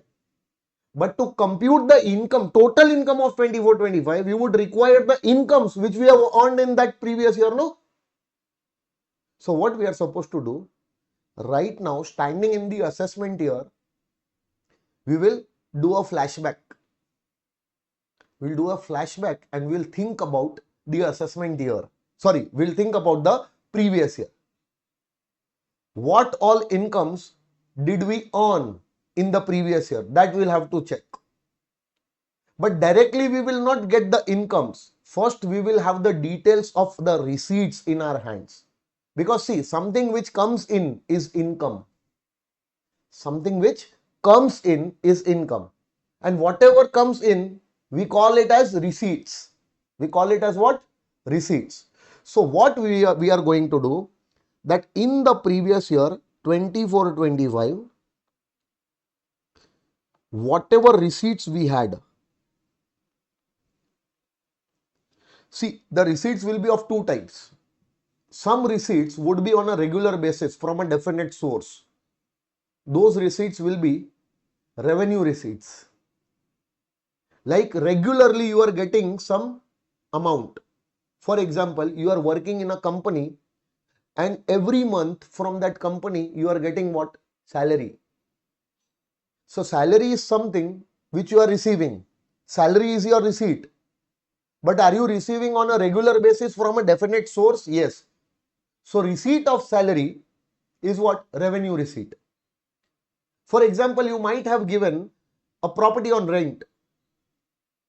So are you going to get rent on a regular basis from your tenant? Yes. So even that rent will be your revenue receipt. You have a bank FD. On that bank FD, on a regular basis, you will get what? Interest. That interest is also your revenue receipt. Getting my point, what I want to tell you? See, whenever I talk about receipt, receipts are of two types. First, revenue receipts. Revenue receipts are those receipts which you get on a regular basis from a definite source. Under the Income Tax Act, all the revenue receipts are treated as income. All the revenue receipts are treated as what? Income, until and unless they are exempted under the Income Tax Act, you are supposed to pay tax on those revenue receipts. Those are taxable. Understanding? Now, capital receipts will also be there. Capital receipt means those receipts which you don't get on a regular basis. This time you have got for the first time in your life. Earlier you were not getting. This time you have got it for the first time. Maybe in subsequent years, you might not get this kind of receipt. For example, you had jewelry and you sold your jewelry. You do it on a regular basis every month or sometimes. You got some gift. Do you get it regularly or sometimes on some special occasion? Maybe you get, maybe you don't get. So there are certain receipts which might have occurred in the previous year, but those receipts do not have any regularity. Till the time you are not getting those receipts, you don't know that from where they are going to come to you. So those receipts are known as capital receipts. Receipts on a capital account. Getting my point? So under the Income Tax Act, capital receipts are usually not treated as your income. Usually not treated as your income. But if the government wants to charge tax on a specific receipt, which is of capital nature, government will first make that receipt as your income by covering that receipt under the definition of income. Do you remember income is also defined in Income Tax Act? So what is the purpose? Why the term income is required to be defined? Because if the government wants to cover certain receipt under the Income Tax Act, if the government wants to charge tax on certain receipt, first it has to be treated as income. If the receipt is not an income, it is not liable for income tax. And the receipts which are of capital nature usually are not incomes.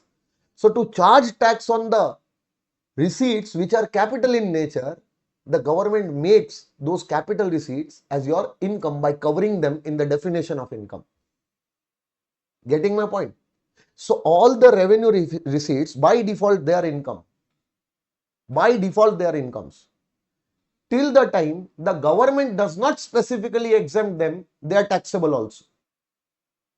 Under the Income Tax Act, capital receipts normally not treated as your income, but if certain capital receipts are covered in the definition of income, even those capital receipts are treated as your income and liable for income tax. Getting my point? So you will have to first find out that during the previous year 24-25, which receipts you have received on a regular basis. Those are revenue receipts normally treated as your income. Which receipts you have received during the previous year, which receipts are capital receipts covered in the definition of income. You are supposed to consider all those receipts which are treated as what? Incomes. Hence, I will classify my receipts into two parts. First, out of the receipts, certain receipts will be treated as my income. And certain receipts will be there, those receipts will not be treated as income at all. So I am supposed to focus on which receipts? Those receipts which are my income or those receipts which are not my income? Which receipts I will focus? I will focus only on those receipts which are incomes. I will ignore all those receipts which are not treated as income under the Income Tax Act. Getting my point? So now, during the previous year, I have these receipts. Out of these receipts, certain receipts are treated as my income. But not necessarily all the receipts which are your income will be liable for tax, because out of certain receipts which are treated as your income, some incomes are exempted. So the government might give you an exemption also with regard to some incomes. Government will tell you, go, We don't want to charge tax on this income. So even though it is an income, but as per the provisions of Income Tax Act, this income is not liable to tax, exempted from tax. So will you consider those incomes which are exempt or those incomes which are liable for tax? Those incomes which are liable for tax. Getting my point? So first, out of your receipts, certain receipts will become income, and out of your income, certain incomes are taxable and certain incomes are exempt. Tell me, on which incomes you will focus? You will focus only on taxable incomes.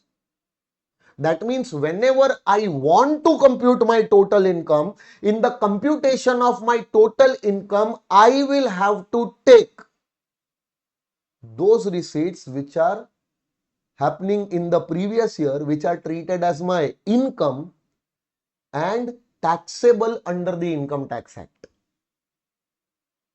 By considering these taxable incomes only, my total income can be computed. Can I say, in the computation of my total income, I will never take those receipts which are not my income, or I will never take those incomes which are exempt. So in the computation of total income, will you take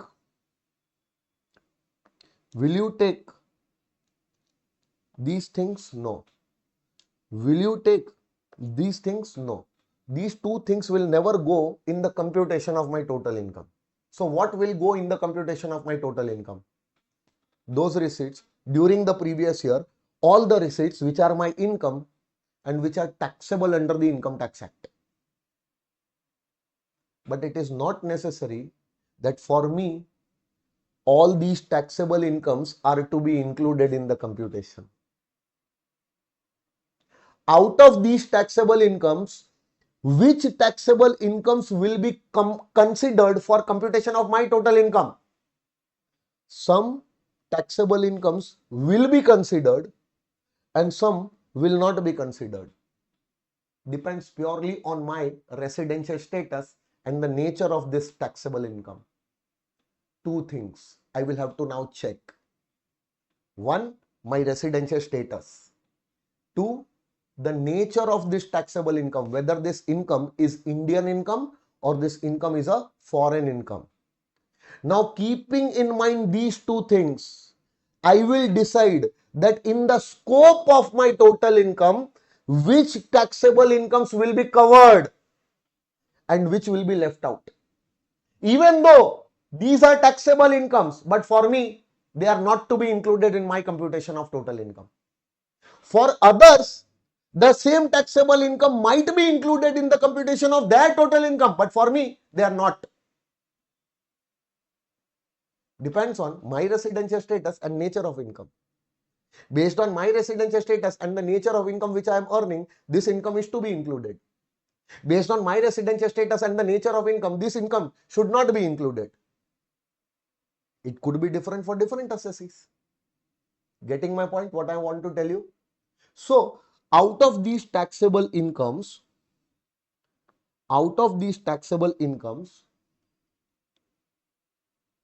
they are to be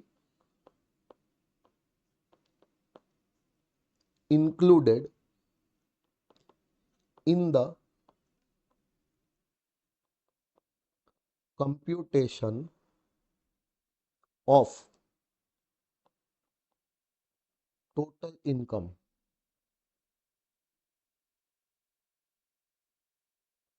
No, not to be included, or yes, to be included. But this yes and no depends on two things. What? Number one, residential status, and number two, nature. Residential status of assessee and nature of income. Based on these two things, the scope of my total income will be determined. Scope means how many incomes will be covered, how many incomes will be left out. That is nothing but the scope, coverage.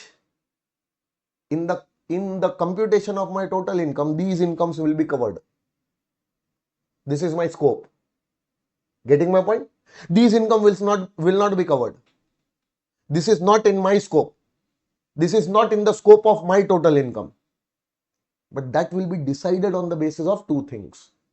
And the next chapter which we are going to study will be this only. Second chapter. We will learn that how to determine the residential status. We will learn that which types of incomes are treated as Indian incomes, which type of incomes are treated as foreign incomes. And by considering these two things, how we will be deciding that, okay, this income will be considered to compute total income. Okay, this income will not be considered to compute the total income. All those things we are going to learn in the second chapter. But once we decide that, okay, this taxable income is to be included, meaning if any taxable income to be included in the computation of my total income based on these two things, only those taxable incomes which are covered in my scope, by taking those incomes only will my total income be computed now. So definitely I will ignore also these incomes, even though they are taxable. But since they are not covered in my scope of total income, I will not take them in the computation of my total income. Getting my point? Everyone? Now, whatever incomes which are covered in your scope, from these incomes, whatever incomes which are covered in your scope means incomes, taxable incomes as per section 5, which are covered in your scope. By taking those incomes and by following the method which we are prescribing now, you are supposed to compute your total income. By considering those incomes which are covered in your scope as per section 5 and applying the method which we are prescribing to compute your total income, now you will compute your total income. Now, what is the method which is prescribed to compute your total income from these incomes? Getting my point? So, the method prescribed is these incomes which are covered in your scope, no? All these incomes you will classify under 5 heads of income. What did I say? These incomes, these taxable incomes which are covered in your scope as per section 5 will now be classified into 5 heads of income. Heads of income. First head is salary. Second head is house property. Third head is business or profession. Fourth head, capital gains. And fifth, other sources. So out of the incomes which are getting covered in your scope, few incomes will go in salary head. So now you are supposed to classify these incomes. Now you classify these income in 5 heads. Which are the 5 heads? Salary, first head, house property, second head, third, business or profession, we call it PGBP, profits and gains from business or profession, PGBP. Fourth one is capital gains and fifth one is income from other sources. Akshay, are you understanding? Sure? Okay. Now tell me, 5 heads. Out of this income, some income will go in salary. And by taking those incomes under salary head, the taxable income of salary head will be computed. Out of these incomes, I will take some incomes under house property head. By taking those income under house property head, my house property head income will be computed. Taxable income from house property head will be computed. From this income, from these incomes, certain incomes will be brought to PGBP head. By taking those incomes under PGBP head, now the taxable income from PGBP head will be computed. So can I say the method prescribed to compute the total income is head-wise computation. What did I say? Head-wise computation. All the taxable incomes which are covered in my scope as per section 5, I will have to classify all those income under 5 heads, and after classifying these income under 5 heads, the taxable income of every head will be determined.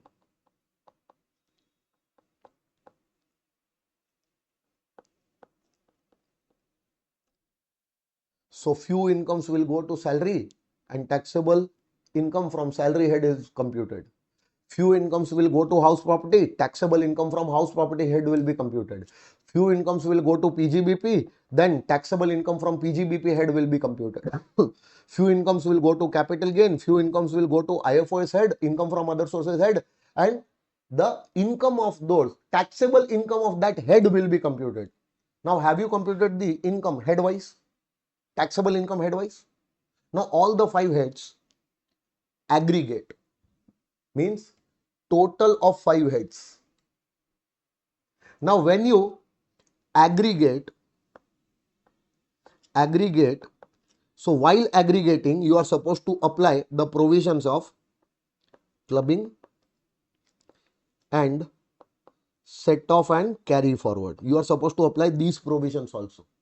So there are certain provisions for clubbing, there are certain provisions for set off and carry forward. So when you will be totaling these 5 heads, no, there are certain clubbing provisions. Because of that, income of some other person will be included in the total income, your total income, meaning somebody else is earning the income, and his income, that other person's income, will be included in your total income. You are liable to pay tax on his income.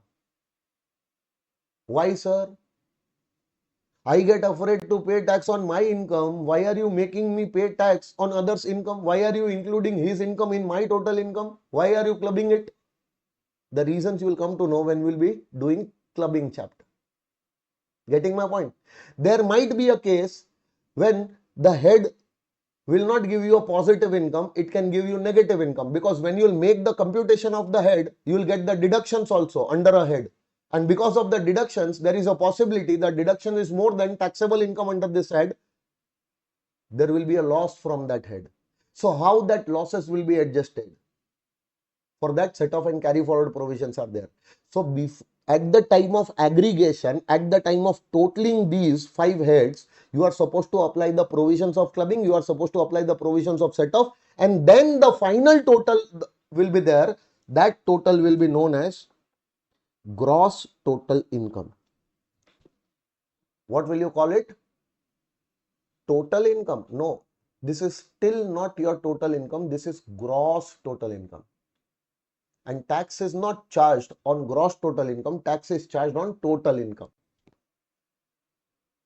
So now how to calculate total income out of this gross total income? Have you calculated gross total income? Yes. Now from this gross total income, you take the deductions which are available under chapter 6A. There is one chapter 6A, chapter number 1, chapter number 2, chapter number 3. Likewise, there is a chapter 6A. And under chapter 6A, the deductions are given from section ATC to ATU. All these deductions you take from your GTI, and these deductions are separately given from your GTI. Apart from these deduction, under the heads also you will get the deduction while computing the income of heads. Getting my point? Some income you are taking to PGBP head. So from that income, under the PGBP head also you will get some deduction. Then you will get the taxable income of PGBP head. Some income you will bring to house property head. From that house property income, the income which is taxable under the head house property, from that income also you will get deduction under house property head. Then you will get taxable income from house property head. So you get the deduction under the head also. After taking the deductions under the head, the final taxable income of that head will be derived. But once the final taxable income of all the heads are there, when you total them, you will get GTI. From that GTI, additionally, you will get extra deductions. Those are known as chapter 6A deductions, which you get under section ATC to ATU.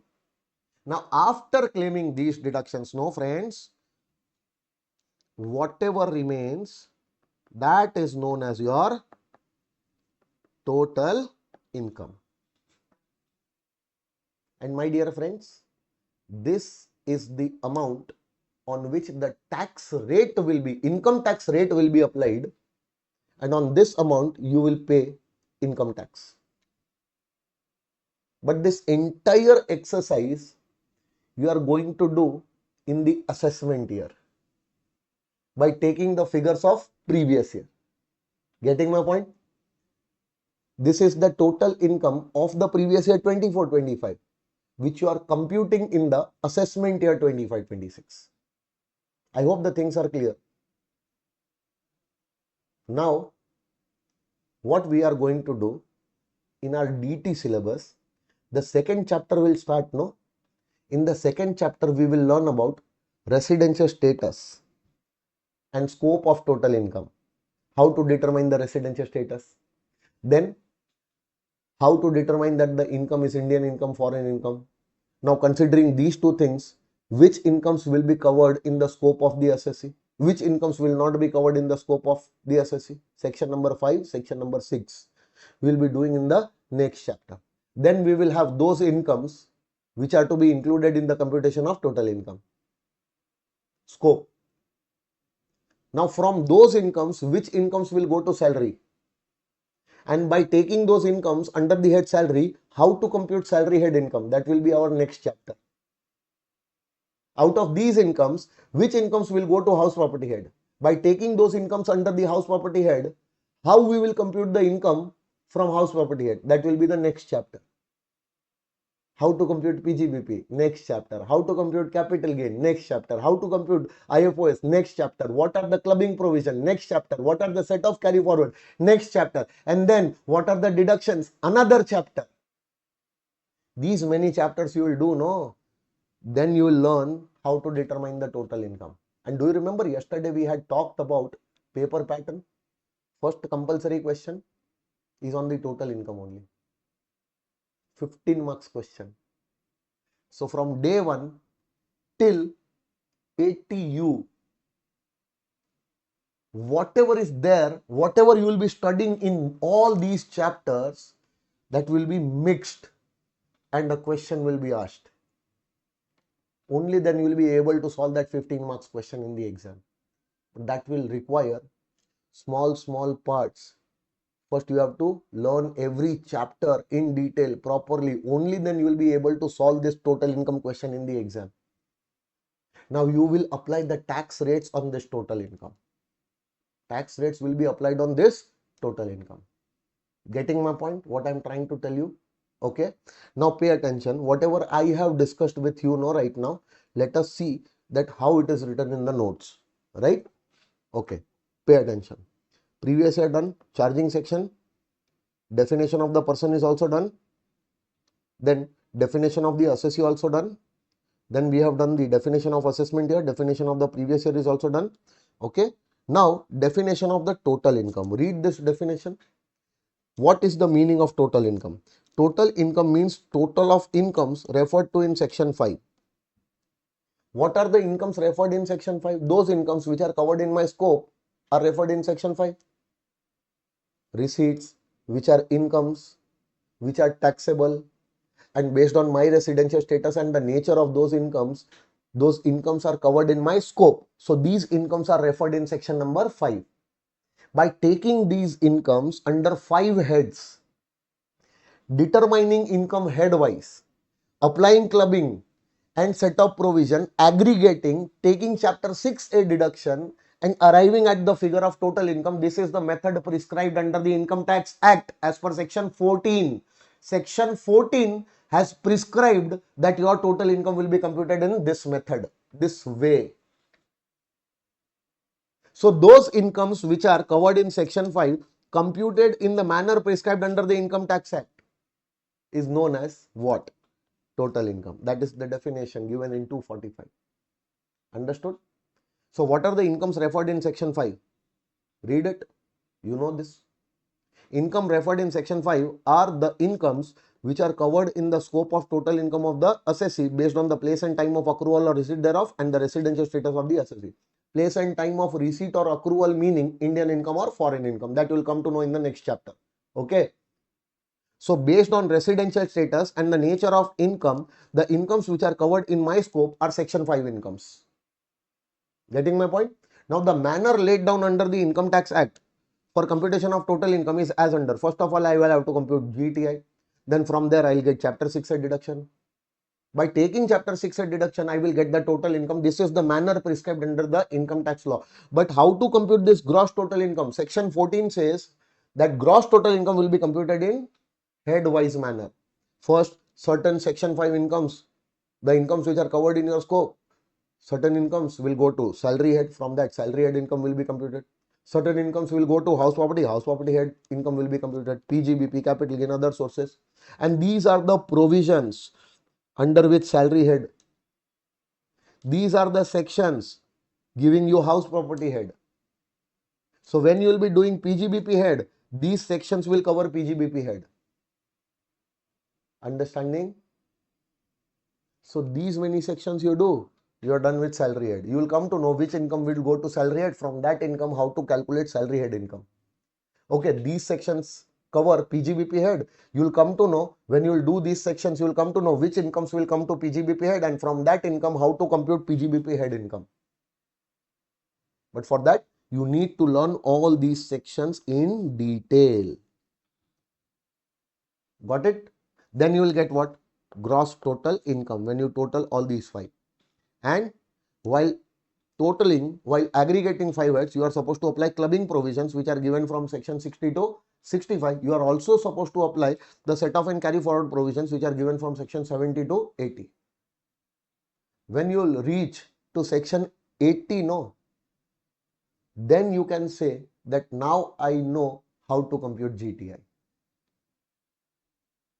And then I will teach you chapter 6A deductions from section 80C to 80U.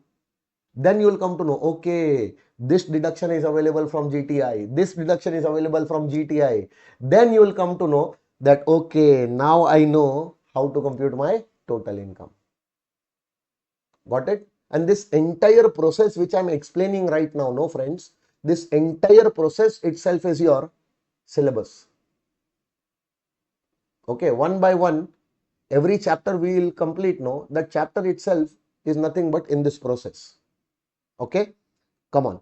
Now, detailed process for computation of total income. Did we start from receipt? Certain receipts are revenue receipts, always income, not taxable if it is exempt, but it will be taxable if not exempted. Yes or no?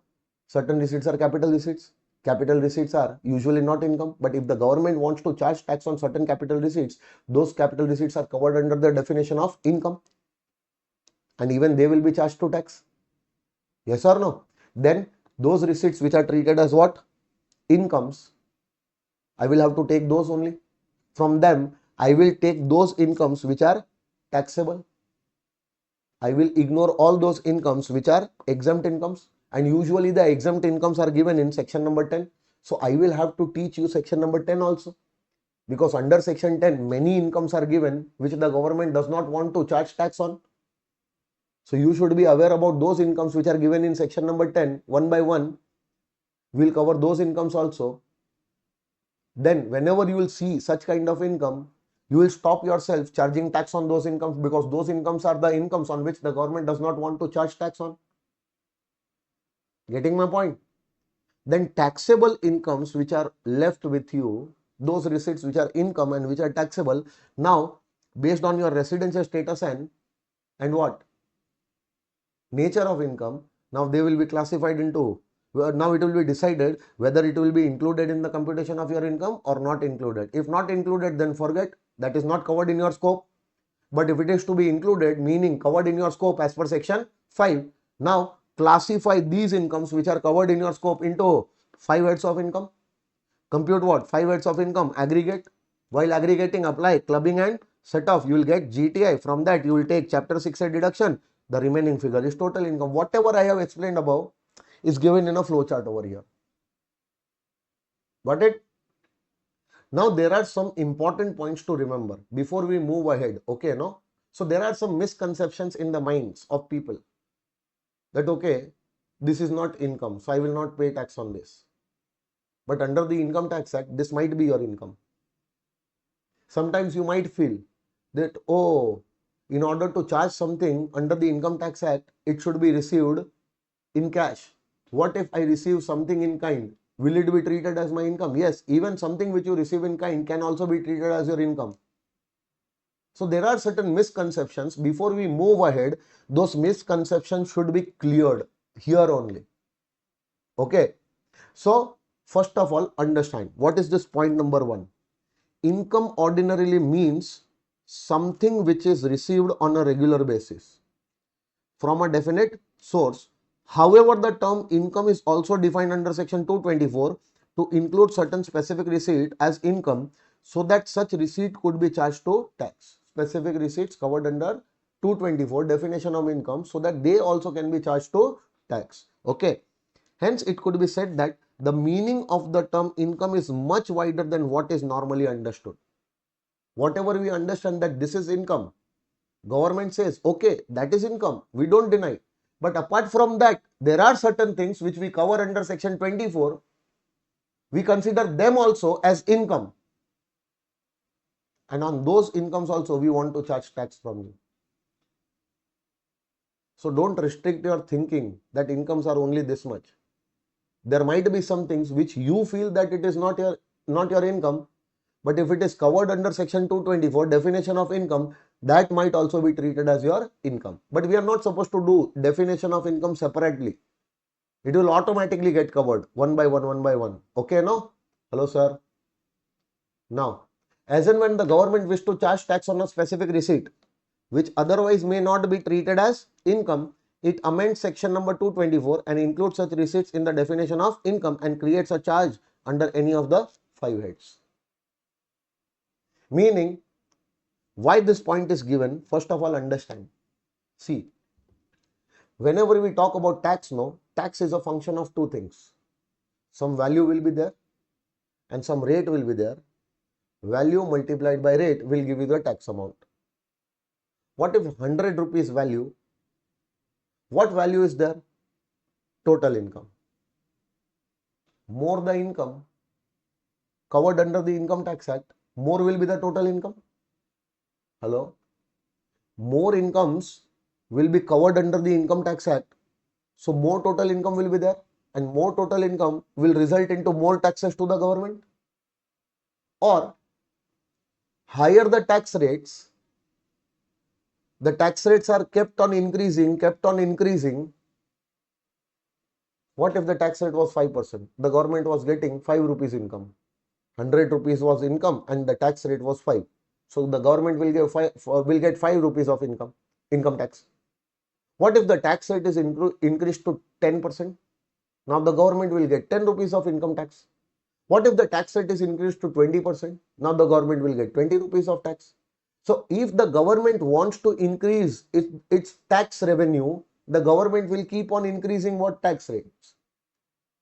But that is very dangerous for the government to touch the tax rate, because if the tax rate is touched, meaning if the tax rate is increased, even a layman can understand that the government is trying to fetch more tax from our pockets.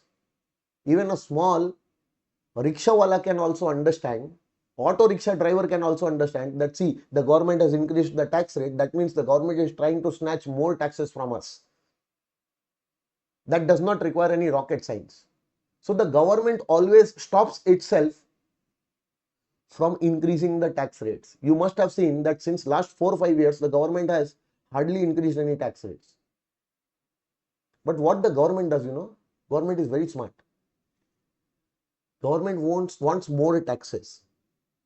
So more taxes can come either by increasing the rate of tax, or keep it same, increase the coverage of the word income. More incomes will be covered under the Income Tax Act. What will happen? Instead of 100 rupees getting taxable, now 200 rupees is getting taxable. Rate of tax remaining same, 5%. Now the government will get 10 rupees of tax without increasing the tax rate. And nobody will ever come to know that, okay, government has covered these incomes under the income tax, net. Because these are the things not understood by laymen. These are the things understood by tax experts. which you are going to become now. Getting my point? Now tell me, just imagine if the scope of the word income is increased. Now the income becomes 300, which gets taxed under the Income Tax Act. Now on that 300 rupees, government will get 5% only. See, 5% tax rate is not changed. But now the government will start getting 15 rupees tax. So instead of making the tax rate 15%, keep it 5%, rather focus on the other variable, no?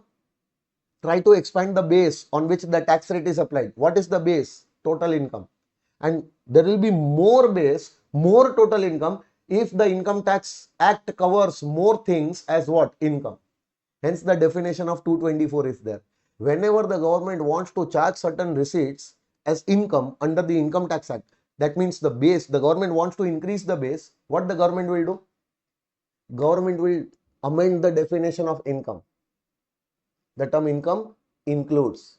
Now whatever receipt the government wants to charge tax, the government includes that receipt under the definition of income. Got it? Likewise, there are approximately 25 to 27 points in the definition of income, maybe more than that. So when you will see this, the term income includes this. Oh my God, I never thought that this is also income. Yes, government says 224 includes this as income. So this is also income. Government will charge income tax on this. Second point, third point, fourth. Oh my God, fourth point, this is also income. Yes, this is also income. You might be wondering that whether it is to be treated as my income or not. But the government has covered under the definition of income, hence it is an income, you have to pay tax on that. Understanding? Shall we move ahead? Okay, now, see, there are certain receipts during the year which are, see, receipts are treated as your income, okay, no? So, cash receipts can be treated as income. Can I say the receipts in kind also can be treated as your income? It is not necessary that whatever receipts you are getting in cash, money, will only be treated as your income. Under the Income Tax Act, if you receive something in kind also, even that can be treated as your income and the government will charge tax on that. Just imagine if receipts in kind is not treated as your income, what will happen? I will definitely ask you all to pay me my fees not in cash but in kind. I will tell you to give me my fees, something worth my fees as my fees, but not rupees, not my fees in money. A doctor who is treating the patients, doctor will not ask for fees. Doctor will ask for something in kind. So even these things should be considered as income and shall be charged to tax. Otherwise, everyone will start taking their incomes in this way. So there are places under the Income Tax Act where you will see that, okay, this is received in kind, still it is treated as your income and its value is charged to tax. This value, something is received in kind. So this kind having this value is income and this value will be charged to tax. So it is not necessary that the income will always be a monetary sum. It can be received in kind also. Something received in kind can also be treated as income. But the value of that kind income received in kind, its value has to be determined first. First, the value will be determined, and for that determination of the value, income tax rules, we will have to take the help. Under the income tax rules, it will be said that, okay, this income is received in kind. So what value of this income will be charged to Income Tax Act? That value will be determined as per this rule. So rules are given for valuation. And according to the valuation rules, the value will be determined. That value will be treated as your income for the incomes which you are receiving in kind. But sometimes there will be no rule. So in that case, the fair market value of that thing which you are receiving in kind will also be treated as your income. Getting my point? So please make yourself comfortable with these things before we move ahead, because in subsequent chapters you can come across to something which is not in cash, but still I will be calling that thing as what? Income. and we will be paying tax on that income under that particular chapter. Getting my point? Sure. Now next one. Under the Income Tax Act, always real incomes are taxable. Real means actual incomes. Imaginary incomes does not exist only, no. For example,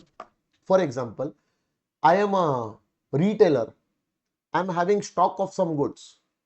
If I sell the stock, I will get real income. Then I am going to pay tax. But what if this stock is lying with me? I have not sold it. Can the government can come to me asking that, okay, you will sell the, if you sell the stock, you will get this much. That will be your income. On that you pay tax. Can the government come and tell me that? No. That is what? That is imagination. Have I actually sold? No. So if I have not actually sold, if I have not earned income in real, actually the income is not earned, why would I pay tax? Understanding or not? So always under the Income Tax Act, some income which you have actually earned means real income will always be taxed. But remember, generally imaginary incomes are not taxed generally, but sometimes to safeguard itself, the government might charge tax on those incomes also which you have not actually earned, which you might have earned. Notional amounts, imaginary amounts will be considered as your incomes, and on those notional amounts, imaginary amounts also, you will be liable to pay tax, assuming that you are earning this income. And why that will be done? I will give you the logics also at that time when we will be seeing such kind of incomes. Getting my point, everyone? Sure. Should I move ahead? Now, income can be earned on a permanent basis. Then also it will be taxable under the Income Tax Act. And it can be earned on a temporary basis. So what difference does it make? It is still your income only, no? You cannot say that I am not earning this income on a permanent basis. This was a temporary activity which I have done. I don't know whether I will be doing this activity and again earning this income. So this income which I have earned is not my permanent source of income. This was my temporary source of income from which I have earned income. Bullshit. You cannot talk such things. Even if you are earning income from permanent sources, meaning income earned on a permanent basis, those incomes are also taxable. And sometimes it is possible that you have earned income from a temporary source of income. Even those temporary sources of income giving you income on a temporary basis can be charged to tax under the Income Tax Act. Getting my point? So what is my permanent source of income? Come on. If you guys look at me, tell me what is my permanent source of income. My CA practice and my teaching is my permanent source of income. Plus the books which I am writing and selling, that is my permanent source of income, because I am doing it on a regular basis, permanently. Since many years I have been doing it, so now it has become a permanent source of my income. So the income which I am earning from these sources are my permanent incomes which I am earning on a permanent basis. But what I did recently, in COVID I sold some sanitizers. In COVID, I sold some masks. Am I doing those activities on a permanent basis, or it was a temporary thing which I did? Temporary thing. Right now, I'm not doing it. Even the activity I have done on a temporary basis, giving me an income of a temporary nature, can be charged to tax under the Income Tax Act. Getting my point? So Income Tax Act does not differentiate whether the income is earned on a permanent basis or a temporary basis. Income is income.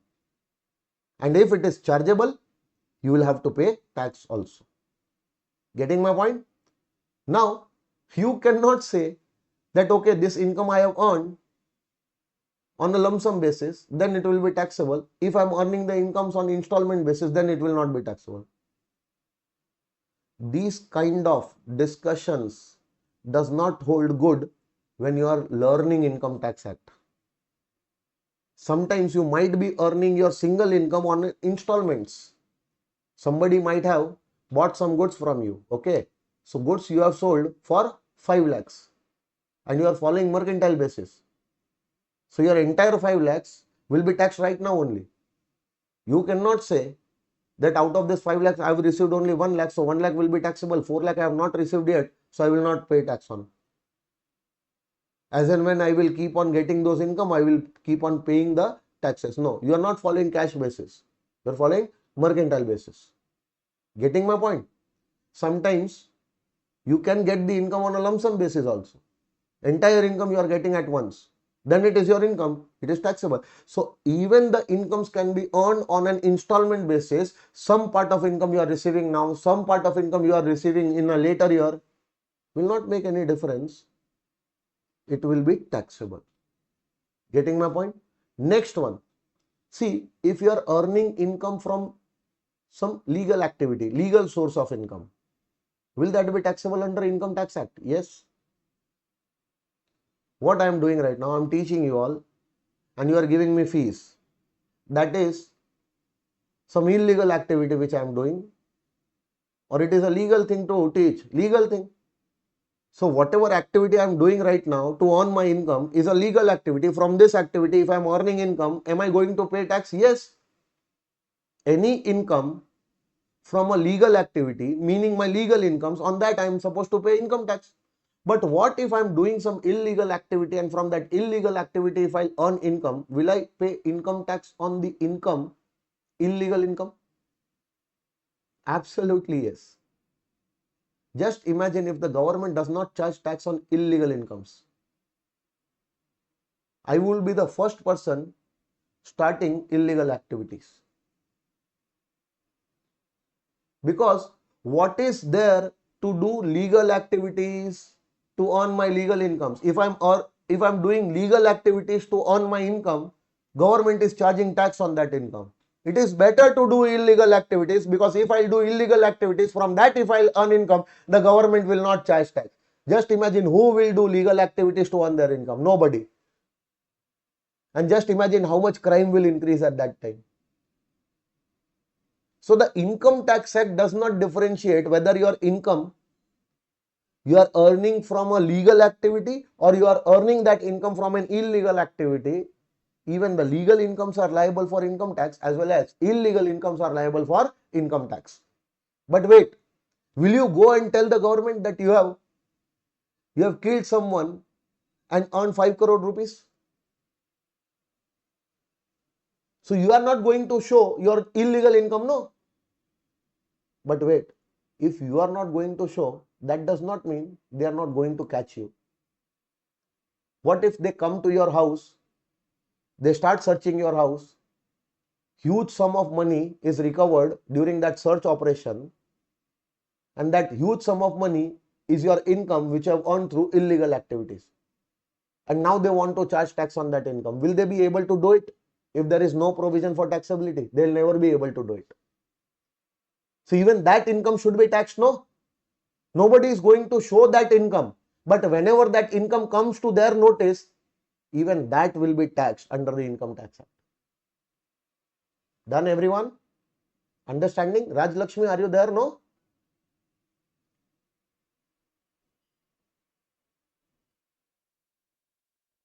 Perfect. Okay. Now pay attention. See, if there is a source of income during the previous year from which I am earning the income. So did I have a source of income in the previous year? Hello? Did I have a source of income during the previous year? Yes. From that source, did I earn the income during the previous year? Yes. Am I liable to pay tax on that income during the assessment year? Yes. Now it will not make any difference whether that source of income is there with me in the assessment year or not. Even if that source of income is not with me in the assessment year, still the income of that source will be charged to tax in the assessment year, because having the source of income in the previous year is required. Hello? Having the source of income during the previous year is required. Did you have that source of income in the previous year? Yes. from that source. Did you earn income in the previous year? Yes. So now that source, the income of that source definitely will be charged to tax in the assessment year. Whether you have that source in the assessment year or not, we are not bothered about that. Getting my point? You cannot go and argue that in the assessment year, government, the income on which you want to charge tax, it is coming from a source which does not exist in the assessment year. So you cannot charge tax in the assessment year because in the assessment year, this source is not with me. If you will talk like this, no, the government will come, the officers will come and they will give you tight slap. Don't talk such bullshit. Previous year, the source of income should be there. And from that source of income, have you earned income? Yes. So on that income, you are supposed to pay tax during the assessment year. Whether in the assessment year you are having that source or not, it is immaterial. Got it? That is your point number 8. So I'm explaining along with my explanation. Are you reading it, everyone? Sure? Okay. Now, under the Income Tax Act, the income can be positive also, it can be negative also. Positive incomes means taxable. Negative incomes means loss, eligible for set-off. Now, when would you have positive income taxable and when would you have negative income eligible for set-off? See, the incomes which are covered in your scope as per section 5. The incomes which are covered in your scope as per section 5. Now, those incomes you will classify in 5 heads. Now, when you will bring some income under a particular head, for example, you have a business and from that business you are earning 5 lakh rupees. So, can I say 5 lakh rupees is your income from business? Where you will classify this income under which head?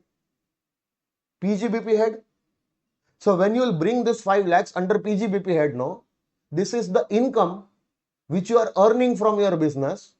Now, tell me, to earn this income, have you incurred some expenses? To run a business, you are running a business and earning 5 lakh rupees. But to earn this 5 lakh, you are running the business. And while running the business, you are incurring some expenses also, no?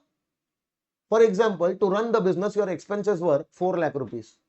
So, can I say you have earned this 5 lakh by spending 4 lakhs?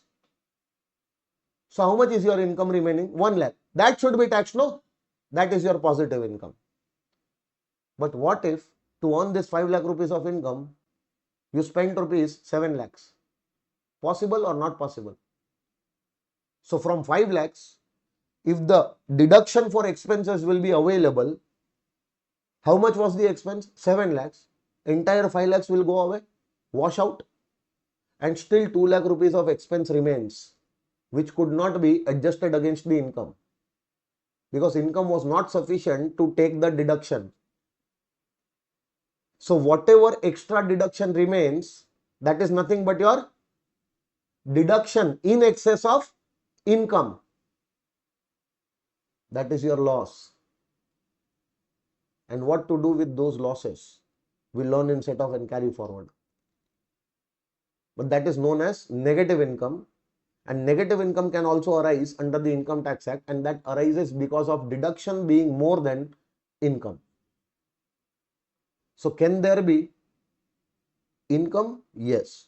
Out of that income, can you get deduction? Yes. If the deduction is lower than income, then positive income remains, that will be taxable. But what if the deductions are equal to income? Then no income remains, nothing taxable, zero income, no loss, no profit. Getting my point? But what if the deductions amount exceed the amount of income? In that case, negative income remains, that is a loss which will be allowed as set off. And wait, I will tell you one thing. Negative income will come only because of deductions being more than incomes. In no other case, there can be a loss under the Income Tax Act. The loss will be always because of deduction becoming more than income. That we will learn. Okay. But wait, I have used two terms. One term which I used was exemption, and another term which you just now heard from me, deduction. Exemption, deduction. Both are same or both are different? Both are same, no? Sir, spelling is different, no? First, common sense. If the spelling is different, then they are different. And actually they are different. But I feel so bad when I hear someone using the word deduction for exemption, and someone using the word exemption for deduction. You cannot interchangeably use these words, because exemption you have to call it exemption only. Deduction you have to call it deduction only, because these two terms are different. So first of all, understand what is the difference between these two terms. Exemption is for incomes which you are earning. So if you are earning 100 rupees, entire 100 can be exempted. Or out of 100, 80 can be exempted. Remaining 20 is taxable income. Getting my point?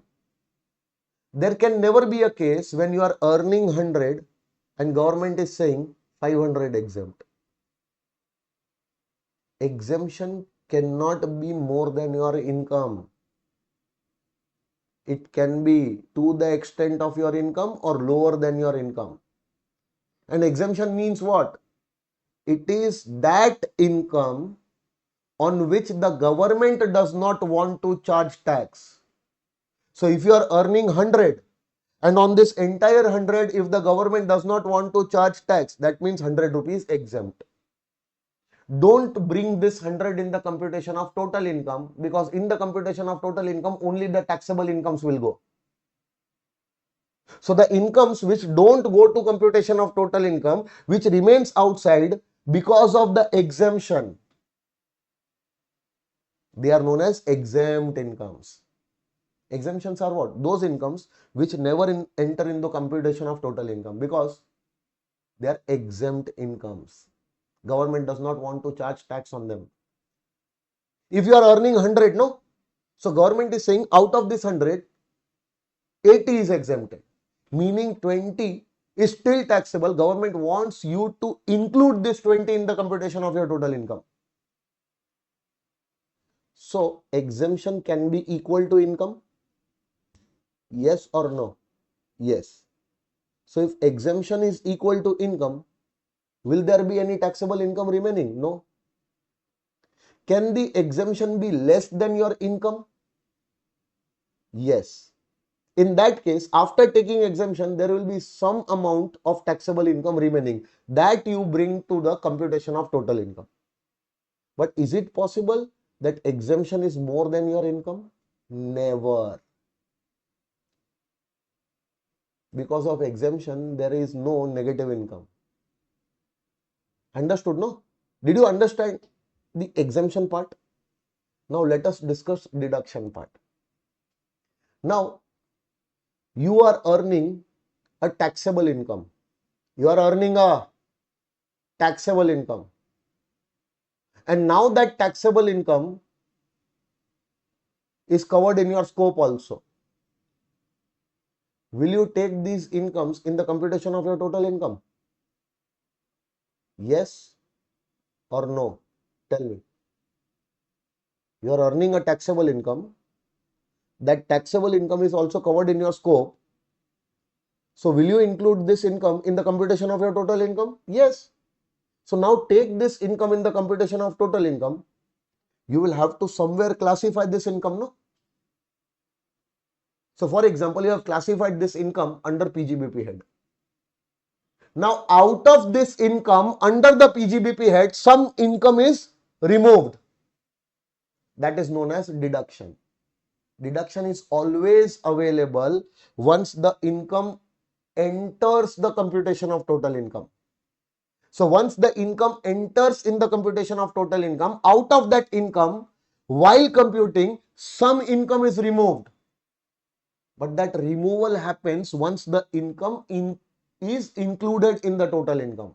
It is taxable, covered in scope, and then goes in the computation, and from that computation some part of income is reduced. That is known as deduction. Now that deduction can be less than income, resulting into positive taxable income. That deduction can be equal to income, giving you nil income. But that deduction can also exceed the income, resulting into negative income, loss. And for that, set off and carry forward provisions are created. Understood? Everyone? Now whatever I have explained here, exemption and deduction, this part I have explained. So if being my student, if I come to know ever in my life that you are using the word exemption instead of deduction, or you are using the word deduction instead of exemption, I will that time only disown you, that you are not my student. My students never do this mistake. So deductions, always deductions. Exemptions, always exemptions, because both these things are different. I have made this point very clear in my first chapter itself. I don't want this kind of mistake to be committed in my future lectures. Okay? Will you remember this? Okay, come. Next. Yes. In our households, what happens that our father goes to earn income. Usually, majority of the Indian households, what happen? A male will go out to earn income, and the female usually is a housewife. She will take care of the house and the children, etc. So in my house, what used to happen? My father used to go outside to earn income, and my mother was a very good homemaker, housewife. But don't you think that being a housewife, she has some personal expenses to incur, like her dress, her saris, beauty parlor, this, that. There are many expenses which a female has to do. But for doing those expenses, she is not earning some income, because she is a housewife. So what happens usually to meet such expenses, personal expenses of wife, the husband usually gives money to the wife. Certain personal expenses of wife to be met. For that, the husband, out of his income, the husband will give the money to the wife. That money coming to the wife from the husband is known as pin money in the hands of wife. Not treated as income in the hands of wife. That is not treated as income under Income Tax Act. Just imagine, I cannot even imagine an income tax officer coming to my home telling my mother that pin money, madam, pin money is your income, pay tax on that. My mother will kill him. How the bloody hell you can say that pin money coming from my husband is my income? Go away. Not just my mother, even your mothers can do that. Getting the personal expenses from my husband, and you will treat it as my income and charge tax on that. Bloody my husband earning income, on that income he has already given the tax to the government. From that he is giving some amount for my personal expenses. Will you treat that as my income? Never. That is not my income. Please remember this. Okay. Next one. What is GTI? What is TI? What is gross total income? What is total income? Gross total income is the total income before chapter 6 deduction. And total income is a total income after chapter 6 deduction. Gross total income is 5 heads, clubbing set of aggregate, but before taking chapter 6 deduction. And what is total income? From that gross total income, when you reduce chapter 6 deduction, after chapter 6 deduction, whatever remains, that is total income. Tax rate has to be applied on this figure, on this figure. On this amount, the tax rate will be made applicable. Understanding, no? What is diversion of income, application of income? I will put this point under a star right now. Even though I have covered this point in this chapter number 1 notes, I am going to discuss this point with the salary chapter. So when we are going to start the salary chapter, no, in the salary chapter, I will have to make a specific discussion. In that discussion, I will cover this point. So till that time, please keep this point pending.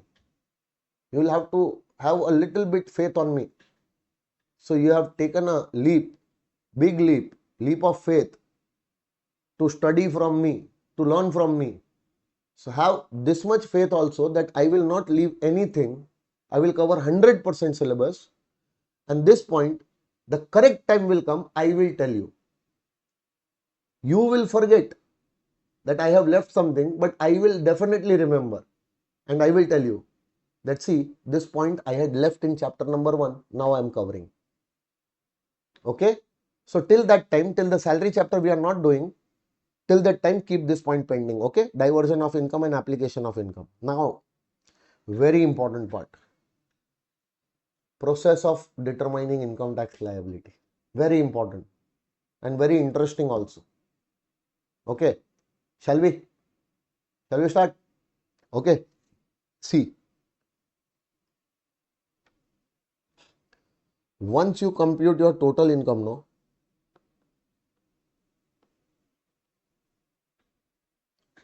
So this total income is divided into two parts. In this total income, there will be some special incomes. I'll give you some examples right now. Don't go into too much details. Just try to listen to me. That's it. Few incomes which you might have earned during the previous year, and you might have shown those income in the computation of your total income. That means those incomes are shown in your total income. So from your total income, separate those special incomes, because on those special incomes, special tax rates are charged, which are given in the Income Tax Act itself. So under the Income Tax Act, there are specific sections. In those sections, these incomes are mentioned and how much tax rates will be applicable on these incomes is given in that section only under the Income Tax Act. So if you are any assessee, if your total income includes these incomes, then on these incomes, Income Tax Act says that you are supposed to pay this much tax only. So I cannot charge any other tax rate if the Income Tax Act only specifies that these incomes will have this much tax rate. Getting my point? So all those incomes I will have to first separate from my total income. So from my total income, I will separate all the special incomes. Like example I am giving, okay? My winnings income. There is one section 115BB, which says that if you have winnings income like card games, lottery, horse races, TV game show, you are participating there and you are winning, and as a winning you are getting some income. So those winning income as per section 115BB is chargeable to tax at flat 30%. Even online game winnings as per 115BBJ is also taxable at 30%. There are long-term capital gain covered in section 112, taxable at 20%. Now the tax rates have changed. That also I will tell you, right? No, but please pay attention. Long-term capital gain up till now was taxed at what rate? 20%. Now the long-term capital gain tax rates have reduced 12.5%. So under the capital gains chapter, we are going to learn all these things in very detail. Okay. In extreme detail, we are going to do all these things. But right now, please remember, if I say long-term capital gain covered under section 112 is taxable at 20%. There are certain long-term capital gains which are covered in section 112A, not taxable up to 1 lakh, over and above that 10%. Here also there is a change. Here also there is a change that up to 1,25,000 not taxable, on about 1,25,000 taxable at 12.5%. Now the change has come. Long-term capital gain covered under section 112, taxable at 20%. Now the change has come. Even these long-term capital gain will now be taxable at 12.5%. But the change has come in between the year.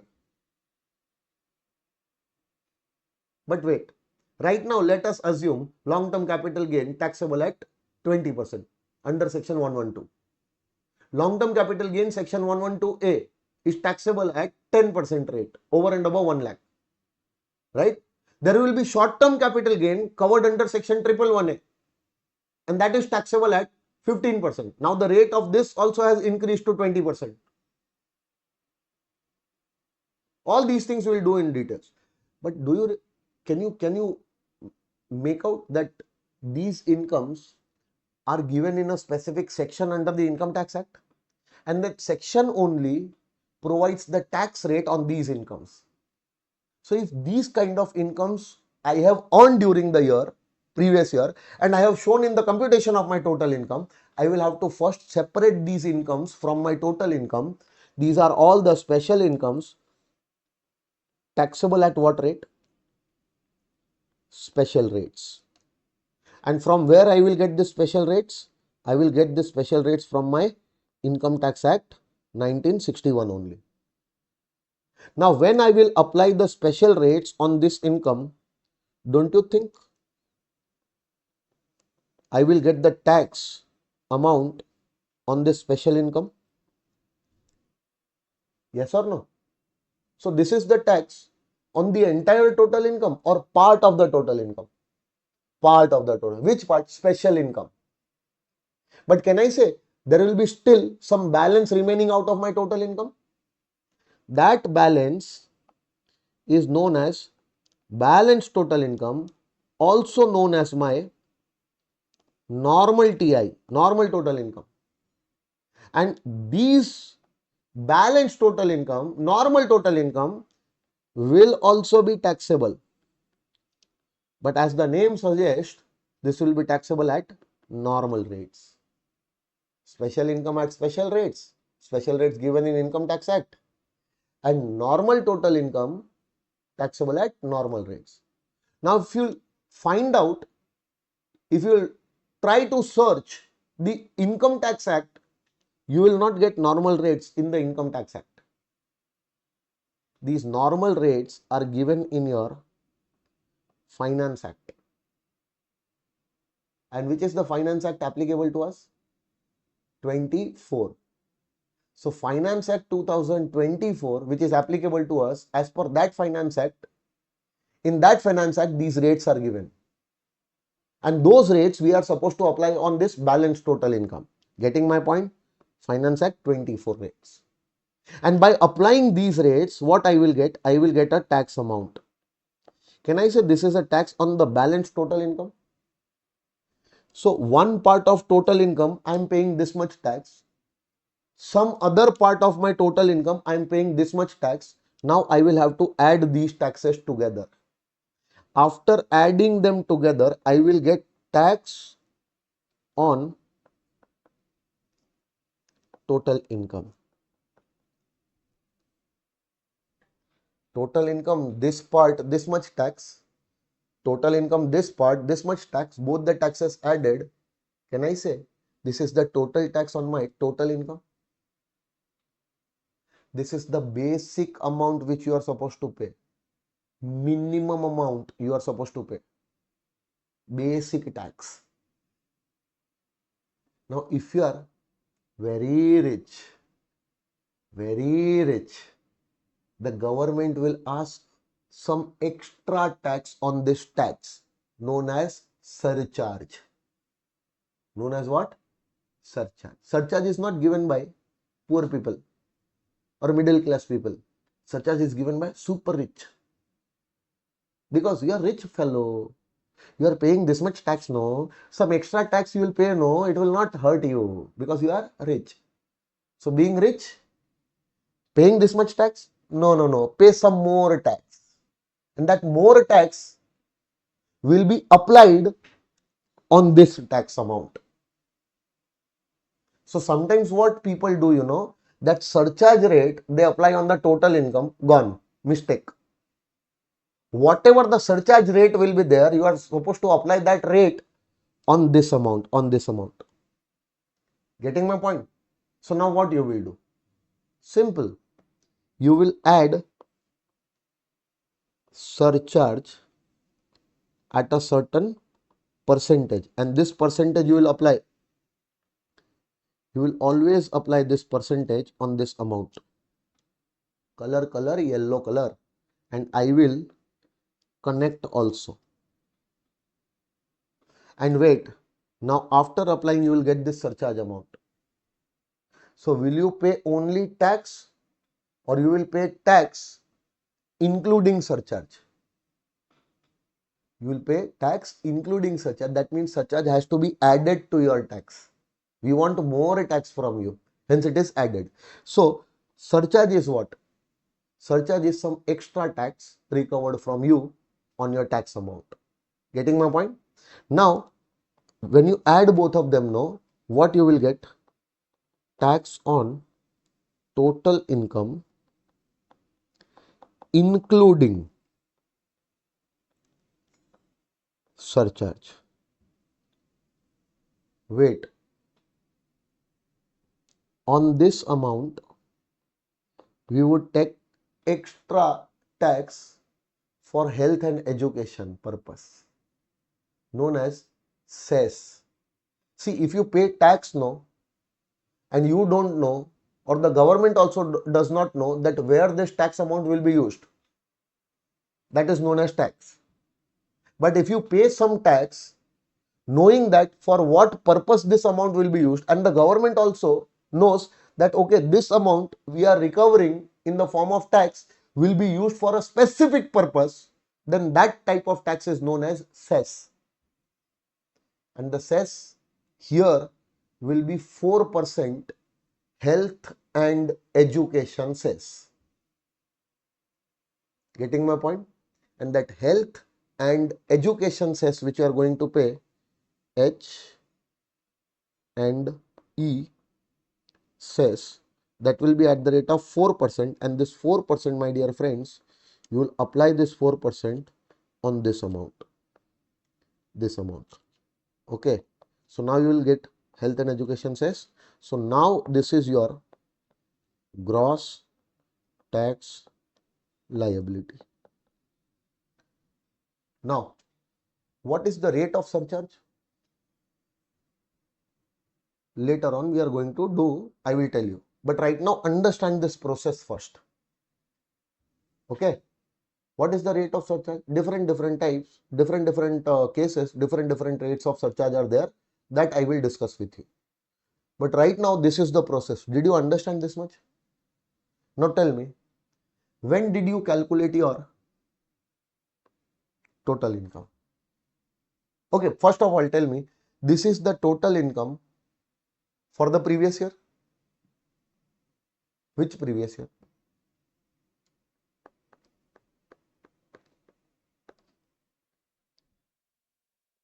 Now this total income for previous year 24-25 is determined. When did you determine it? When did you assess this? In the assessment year. So can I say in the assessment year 25-26 you have calculated this total income? That means we are actually standing in the assessment year right now. Standing in the assessment year, we are making this calculation. And on this total income, this tax liability we have determined. Tell me, this tax liability we came to know during the assessment year, no? We came to know this tax liability during the assessment year, because this is the tax liability, gross tax on my total income, and total income bloody I am calculating in the assessment year. So on that total income, the tax will also be determined in the assessment year only, no? So in the assessment year, I will come to know. What I will come to know? That in my assessment year, I will come to know that okay, for previous year, this was my total income. And on this total income, this was my gross tax. Getting my point? Just imagine this tax when you will pay to the government, when the government will collect it from you? Come on, tell me.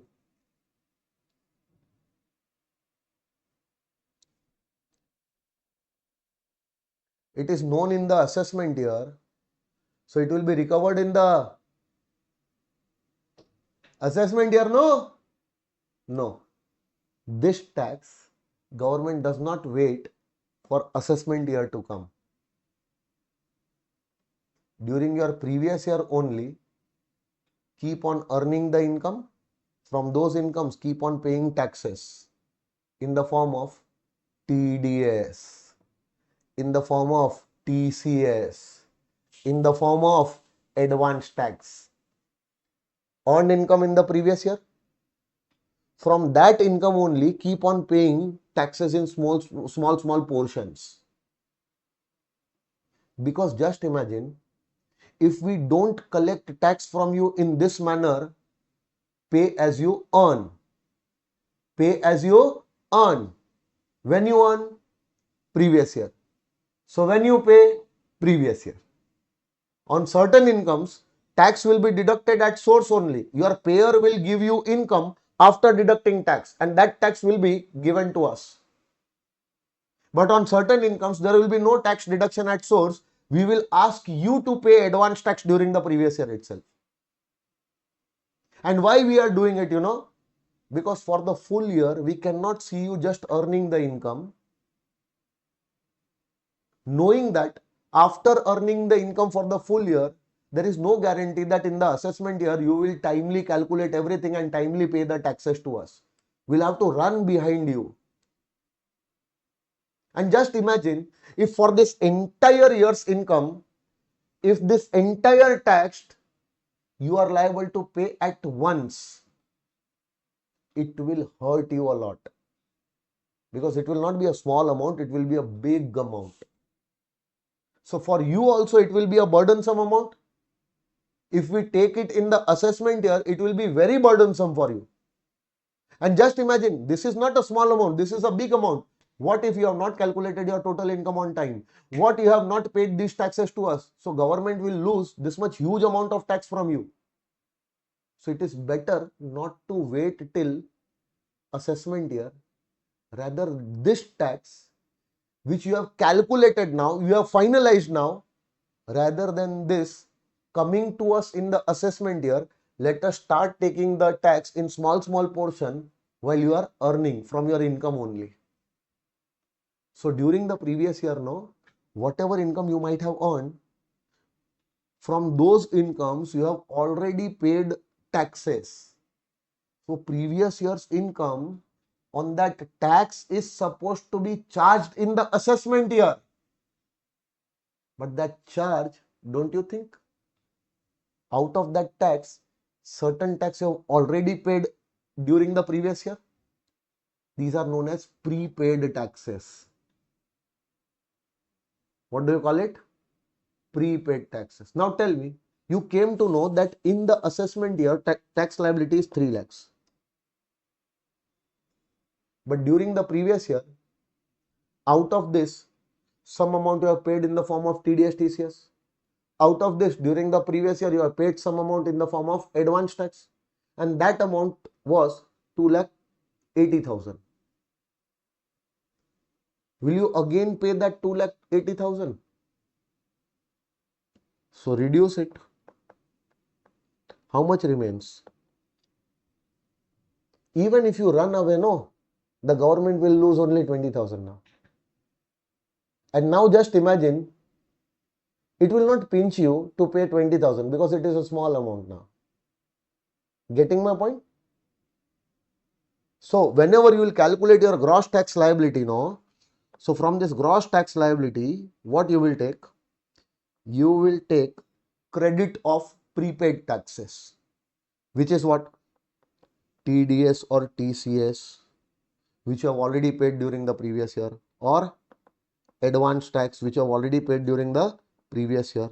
This you reduce. Now, out of this, out of 3 lakh, 2,80,000 is paid.